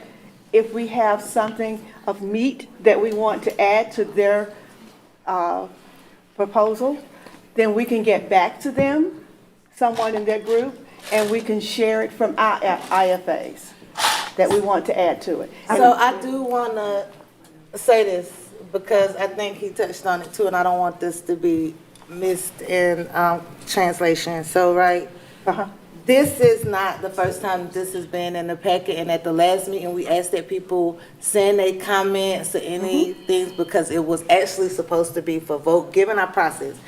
It's presented in the packet last meeting, and people comment and send their information to the education group, any edits or concerns, and then it comes for vote at this one. But it's fine that we're having that discussion. But if we push this to the next meeting as being accountable to each other, like we're a commission and we are sitting here to do a job. So, and being accountable to each other, let's make sure that next meeting we're ready to vote on this because everyone has sent their edits, concerns, any cross, IFA comments and things like that is actually happening outside of this meeting. So next meeting we can actually vote to look. I done read it like 5-6 times because that's how long it's been in front of me. So I think it's important to hold ourselves accountable to doing it before our next meeting. So I'm fine with tabling this to the next meeting. But please, please, please look at it and read it and make your comments and edits. That would be amazing. Just real quick, just for folks' consideration, when you make your edits, for the parameters on page 18, when it says hire the 5 individuals or whatever, and it's got, a director and admin, technical or whatever, consideration of an independent attorney. Yeah, you can't. You mean add an attorney to it? Is that what you're saying? Yes. Okay. That wouldn't be permanent staff, would it? That would be a contractor, correct? Usually is. There was one IFA where we even presented a budget and staffing needs. And that's what I mean by a lot of the work that we're doing in these IFAs not even hitting the light of day. And I think the staff was like 9 people because for various reasons, it was economic development, but it was a think tank model that came up in that IFA. And so we didn't have any input. We designed it for that, but obviously it did not show up, is all I'm saying. I think the reason that this particular recommendation is coming to us now for consideration is because it really kind of dictates and will shape how this group will move forward, right? And I think there's definitely going to be space for all of the recommendations to come forth and to get that sort of refinement or that review period. So the staff has been in a 6-week review period between the retreat and this meeting. And so getting that feedback, and your group can decide what to do with that feedback, right? I wish we sent ours in, we didn't get ours in. Well, we'll make sure that we get those recommendations in for a good amount of We even review. had spreadsheets. Yeah. You got that intricate. We'll get it in to get it under review. But there's going to be opportunities to bring IFA recommendations back as a full commission, and everybody's talking about the recommendations all at the same time. That's what we were doing at the start of the year. You know, each IFA had an opportunity to talk about recommendations. As we move towards the summer, we wanted to make sure, okay, now we're talking about accountability. We're talking about process. We need to figure some of those things out before making decisions about which recommendations, you know, this group wants to support financially and moving forward. Anyway, I say that to say, please send me the latest version of this. And I know that there are other IFA groups that have versions of accountability recommendations too. So we want to make sure that it all sort of meshes together so that we're all looking at one recommendation. And so I'll send that out to everyone. And if you could get your feedback to myself and to the Dr. Maris Lavender, the Education IFA facilitator, then we can input that feedback and we can bring it back up for discussion at our next meeting. So we had also, I did not know that it was just gonna come from the Education IFA, because Economic Development Yes. also had some pretty specific recommendations, and they never got sent in, or they never showed up here. Right. They were discussed at the retreat, and the idea is that for the IFAs to also take some time to work together and bring those ideas together. And so what does that look like? What does those combined recommendations look like? And so I'm happy to make myself available to kind of facilitate or take all the time that we need in order to put them together. I guess whoever put this last one together talked about the power to appoint the boards. That's relegated to city and county elected officials. So, I guess some of the stuff I just don't understand. But anyway. So, yeah, we're going to table this ahead. conversation in the means of moving on to our next agenda item. Please, please, please, again, if y'all have comments, concerns, recommendations, edits, please send them to the education group.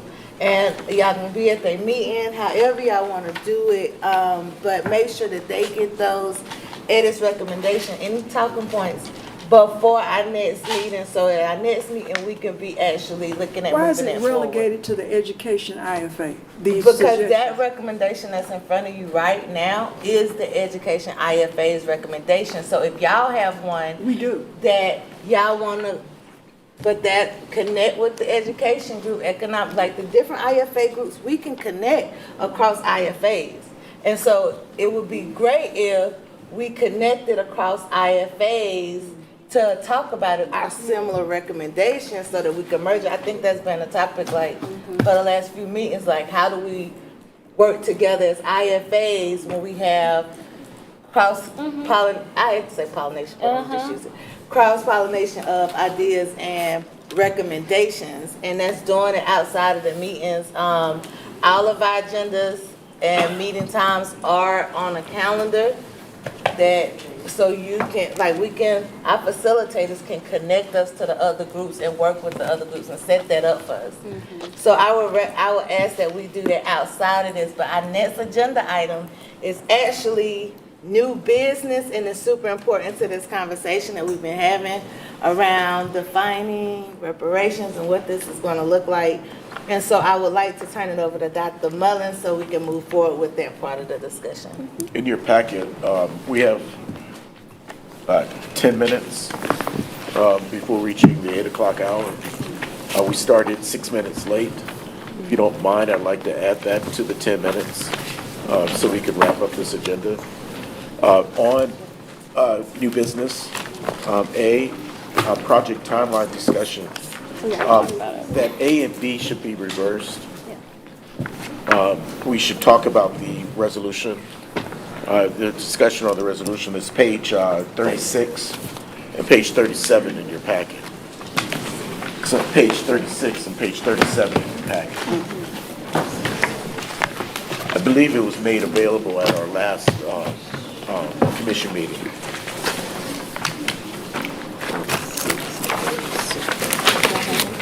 At the top of the resolution, it reads, "Resolution to extend the Community Reparations Commission for an additional 2 years."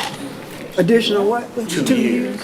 It's on page 36 of your packet. And this is also the resolution I received at the last meeting from Keith. I hope I had time to read it, and it was also sent out via email. It's appropriate to discuss any major insights, concerns, criticisms, supports. To extend it 2 years beyond what we've already done? Is that right? That's what it's reading. Why? Why would you frustrate this process Keith, would you like to any elaborate? more than what we have done? Do you? Dee, Oh, let I'm Keith say. sorry. No, Go no, ahead. no, go ahead. No, I'm done. Right now, I'm done. Y'all go ahead. So, Unbelievable. So the extension of this process is, let's be honest and real. Like, I understand that some people have other things going on. I totally understand that. And if this extension is not something that's conducive to your work life or what you have scheduled in your personal life, I understand that as well. But I also understand that we got like around 6 months to go, right? But it's an arbitrary timeline. Nobody around here set that timeline. And most boards and commissions in the city and county get an actual 4 years, but they're asking you to do something that's never been done in 2. And we have 7 months left and we haven't sent one real recommendation up. We're still trying to figure out how to talk to each other and coalesce these recommendations and do community engagement and have accountability and rework a project timeline and define what reparations is. And try to, and one thing, and meet with keeping the quorum, one thing I can say, out of all the boards and commissions that I've ever watched and seen, this is probably one of the only ones that I've seen continuously keep a quorum with as many people that are on it. But I will say, we need to make time to do the work that needs to be done. So after when we start sending these recommendations and things start coming back, if we end this thing in April and we just say, here is a report on everything we got, you don't get a second chance. I don't know how many of you people think like this is gonna happen again, because this has never happened before. We're about 400 years late. So the gravity of this is not, I can't do this in 6 months because I got stuff I need to do. Or we can't just be wasting time. 6 months is not a long time. And we've been in this 2 years, and I'm gonna be honest with you, we've done a lot, but we haven't done enough. Absolutely. And if you feel like you're going to do enough in 7 months and we're here talking about accountability and what the definition of reparations is, it doesn't matter how we got to this point as far as why we haven't moved as far along as we should, but I think we've worked at a tireless pace. I mean, we got people that's meeting way more than any other board and commission. And you talk about, I heard you talk about time management and all this stuff. I commend y'all. Because I know people that can't even make it to regular boards and commission meetings. We're talking about people who have all sorts of things going on and y'all are putting in the work. But even with everybody putting in the work, it's still not enough. You need that extra little bit of time to figure it out. And the only reason we're racing against the clock is because there's an arbitrary timeline that is set. In the resolution itself, it doesn't say how long this needs to take. What it states as far as time constraints are is that it needed to get started soon, which it did not. It got started really late. It was supposed to start within a year of the resolution, and it did not. But the resolution does not say this thing needs to be wrapped up in two years. It doesn't say that. And I don't think that this whole thing with reparations is going to be wrapped up in 2 years. There's going to be stuff going on beyond that. And I would at least feel like we should give this process its due diligence. I get it. Folks want money. I get it. Folks want to build something. Folks want to get some money. I get that. But we got to make sure we do it right. And if it's worth doing it the right way. And not shortchanging people because somebody got something to do in 6 months. Why right now is this? I'm just ready to move. I think V had something to say. I want to hear. No, I'm gonna listen and then I'm gonna say what I gotta say. I said what I had to say last meeting. Say again. I said, Again, I'm saying if we did what we're supposed to do in our IFAs, we need to do it. We need to be committed to do it, to show up to the meetings, to do what we need to do in the off time of the meetings and get it done. We're all professionals. It doesn't take that long. To put in another 2 years, it's saying to the community and to government officials that we don't know what we're doing. Sorry you hired us. Don't nobody know what they're doing. Wait a minute, you had your time. You're exactly right. I did have Thank my you. time. So what we're doing is we're saying, can we get this done? We can get it done if we put our time in to do it. We have to show up at meetings and we have to perform at those meetings. You can't come in and do whatever, I don't know, or whatever, playtime or fun time or whatever. You do have to have some fun. I'm all about fun. But you also have to work. You have to work it. And it can be done. That's it. Go ahead.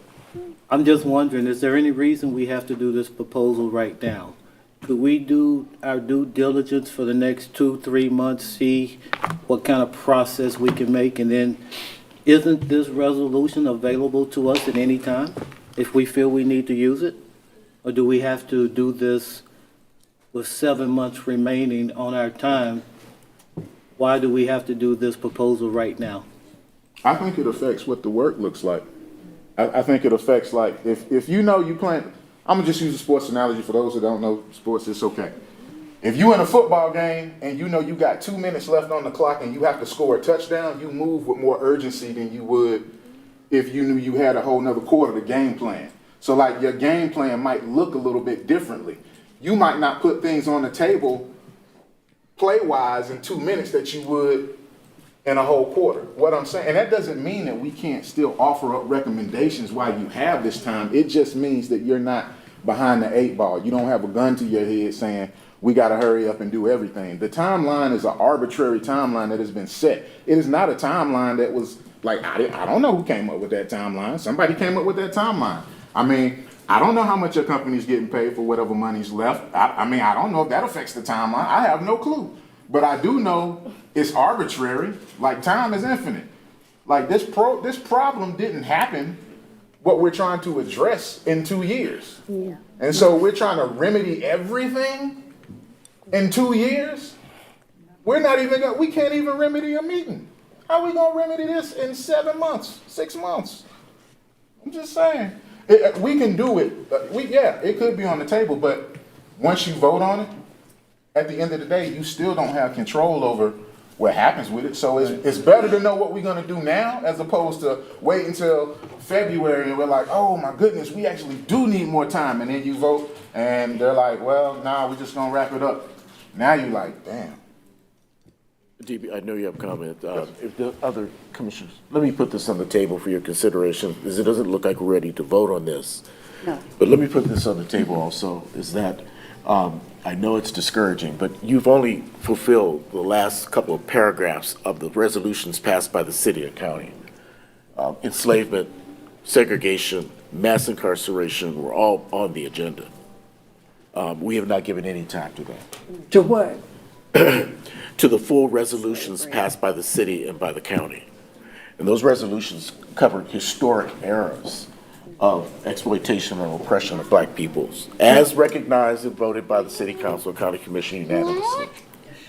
And so I'm thinking that if this present commission is not prepared to address those areas that were assigned to us, then possibly others may need to be appointed and put their names forward who are answering. I think either that or move some of us around who have a grind and work effort on those IFAs. I'm just going to be frank with you. But you see my point. There are some of us that believe I'm sorry, Dr. Mullen, I didn't hear you. I said, you see my point.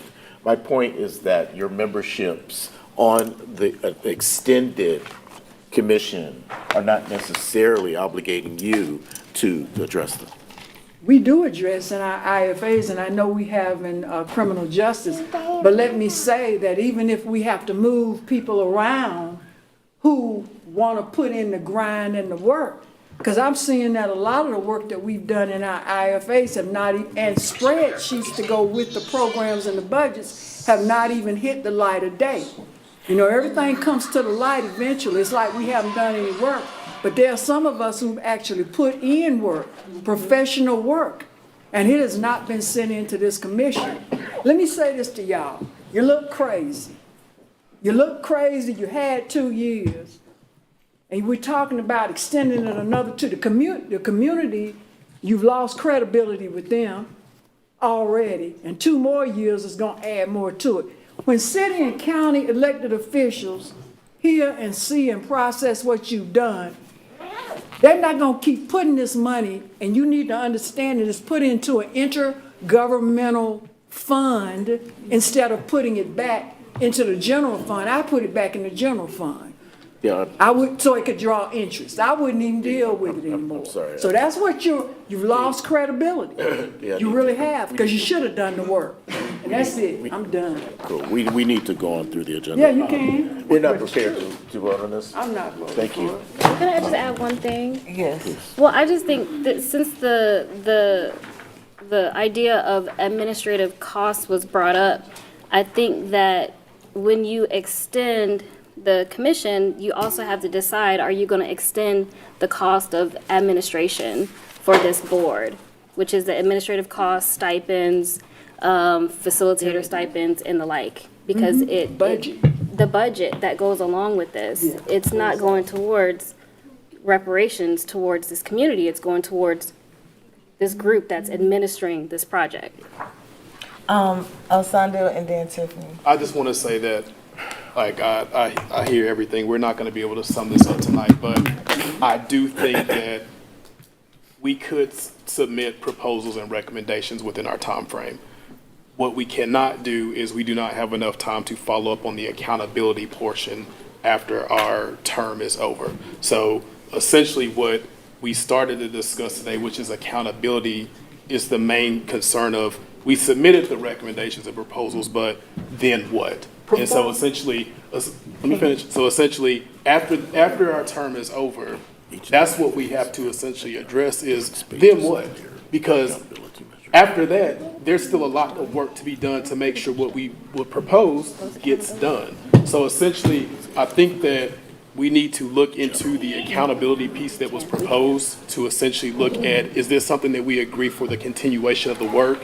And then we need to come back to what Keith has presented, which is, after we've agreed to this accountability, is that going to satisfy the work done, or do we still need our commission involved to help look over the future of reparations? Tiffany.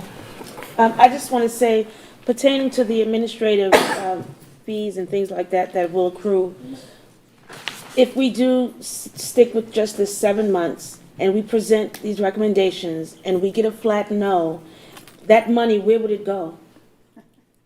It would roll right back into the city county? What are y'all talking about? Where would the money When you go? say no, are you saying like to the recommendations? Say we submit our recommendations and they say no to all of them, or no to the recommendations, right? So, like, I think because of it's not as clear, like the fact that we as commission members have those type of questions says something about the process. You know what I mean?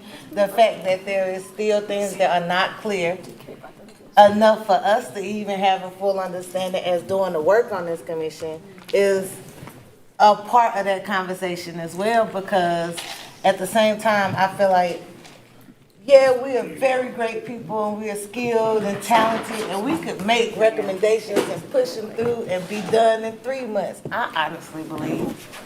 But the 7 month deadline is like, but what community has been involved in this process? And what does that community look like? Let's be intentional. I just feel like this is an intentional moment. We're talking about this resolution and suspension. What does that community look like? Do it look like the people that's negatively impacted by by the history of what we're supposed to be doing this work for? Like, we supposed to be making recommendations for black people. I just want to be intentional. I'm so passionate about the community engagement into this process. We cannot take this paternalistic mindset as a commission that we go just tell, we know what the community need, we go tell them what they need and give it to, that's what has been historically done to us forever. And how do we as black people do that? And so like my passion for the extension of the timeline is because it's still too much work that needs to be done that hasn't been done. Yes, we have the skills to get it done in 7 months, but I don't want to be a part of a process that's going to perpetuate the harms that has been done to black people forever. If we're not engaging the whole black community that's bigger than the legacy neighborhoods, that's the pockets, that's the people that was in the legacy neighborhoods that had to move out to the county because they couldn't afford to stay in the city. And let's be real about the conversation. You know what I mean? And I just don't think that we have had that 7 months is enough time to adequately show them this is the work we have been doing. A lot of people in our community don't even understand what we doing here. Every time I'm talking to people, where my check? Y'all better write me a check. Like, that's the reality. Like, we haven't done our part as far as educating our community and keeping them informed on a bigger scale. Not just my friends who I conversate with every day. I'm talking about we're talking about thousands of people that we making decisions for. That's craziness to me. To say, oh, yes, we can get it done. Like, we could get it done in 7 months. I would never say that we couldn't do it. We could do it. But what does that really go look like? And are we going to become the problem? Are we going to become the problem?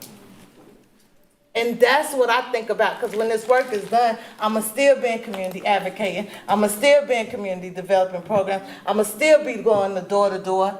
I'm going to still be doing it. When this process over with, my reputation matters. The work that I put into the community matters. The work that I'm doing now matters with this process. And so does y'all's. And so, like, I think we really need to, it don't have to be 2 years. We don't even have to put a timeline on it. Just let's talk, let's really start thinking about, if we had an extension, what does that look like? But also, what is the end game? Like, what does success look like? How do we know we have successfully done reparations in Asheville and Buncombe County? And then work back from there. What does it really look like? That's a part of defining reparations. It's really defining, what does success for this process look like? And who needs to be at the table to ensure that it's successful? And that's the work we haven't done. And that's the discussion that needs to be at the table. And we can work backwards from there on a timeline or an extension, or we do it see what it looks like in 3 months, and we keep extending based on that, but we need to be real intentional. I'm sorry. Yeah. That was my soapbox. That was enough for now. I'm sorry. That is not a rejection of the resolution. My understanding of your spirit is that it also should be tabled for discussion. Absolutely. Yeah. Thank you. Yep. 2 more things that we need to go through. It will be a brief on the Community Reparations Summit that's scheduled for October the 7th. And then we're going directly to public comment. Just really quickly, I wanted to remind y'all again of the summit that's happening on the 7th. It is going to be from 10 a.m. to, I think, 3 p.m., and it's going to be held at UNC Asheville. I sent out the registration link. Please go ahead and RSVP, because I believe the link is, the registration is going to be closed soon because they are almost at capacity. So please go ahead and register if you have not done so already. And thank you to those who have volunteered to speak on a panel.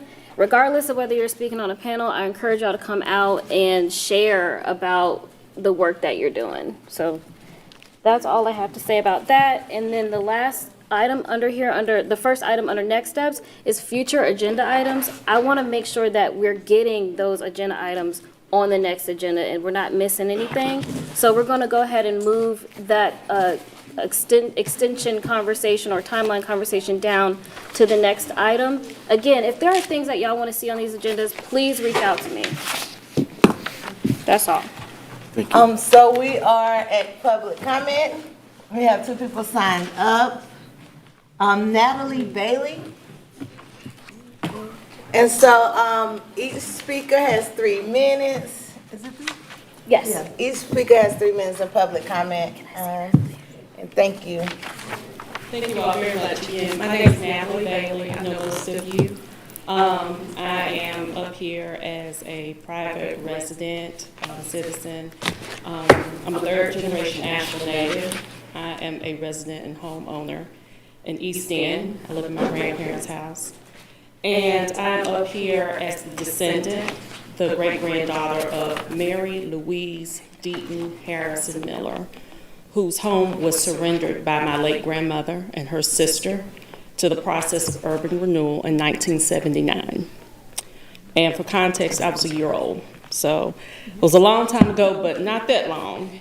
And I'm here because of my roots in our community and my family's direct experience with the loss that accompanies the administration of a public policy that is designed to leave those on the receiving end less than whole. I'm here to respectfully ask this body, as you all discussed tonight, which is timely that I'm up here, as you all discussed what the meaning of reparations is for this particular body and this particular work. I'm asking you all to consider making the formal request officially and explicitly of the following items from the 2 governmental entities who passed resolutions authorizing this work. The first is to name the policies, procedures, and practices that both entities administered that caused economic, educational, and social harms to the Black community in Asheville and Buncombe County. To explicitly name those policies, procedures, and practices, to explicitly request them. Next, I'm asking you to explicitly name direct harms tied to those policies that were caused, to those harms, explicitly name those harms caused by those policies, procedures, and practices. Thirdly, I'm asking you all to request that the Carter Development Group come back and give their presentation in its entirety to this commission for the body and the community to have a full understanding of their scope of work for the Stop the Harm audit. I think that that would be of great benefit to this body and to the community at large. And lastly, I'm asking you all to retain an actuary to calculate the monetary amount for the loss of wealth for Black residents whose homes and property were surrendered to or who were seized by the process of urban renewal, and to those folks who were displaced due to urban renewal. I think that this is an incredible opportunity for our community and for our nation, because the nation is watching this very process. It is not an easy process. It's not easy to have your work scrutinized. It is very important work. And I really appreciate everybody around the table and those who regularly attend, my fellow, folks, my coworkers at the city who regularly attend these meetings, because this project means a lot to all of us. And I know it's a tough load to haul, but it's important and it's appreciated. Thank you. Thank you. Ms. Bailey, would you please forward your comments to me? Yes. Thank you. The next person is Ms. Promise Bozeman.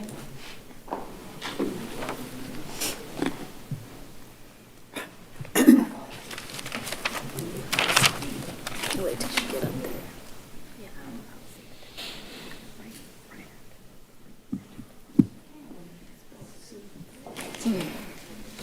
Hello everyone, I'm Promise. I'm the new director of the CALA program, which is the City of Asheville Youth Leadership Academy. And I had a question, and I also just, I had a comment as well. I don't think that we have given up on you guys. I think if you rename it, it will make us question what you have been doing for the last 2 years. So I think keeping the reparations name is very powerful. This is my first meeting, by the way. I did want to let you guys know that I wasn't able to follow along as good as I wanted to, because I wasn't sure if the stuff that you guys had was privileged for me to have, but I would have loved to have the same information that you guys had.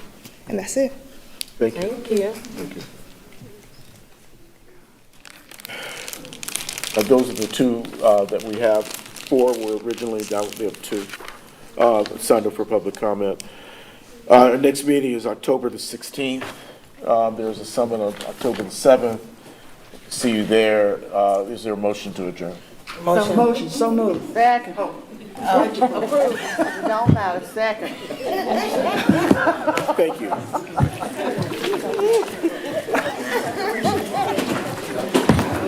It's really great though, honestly. I like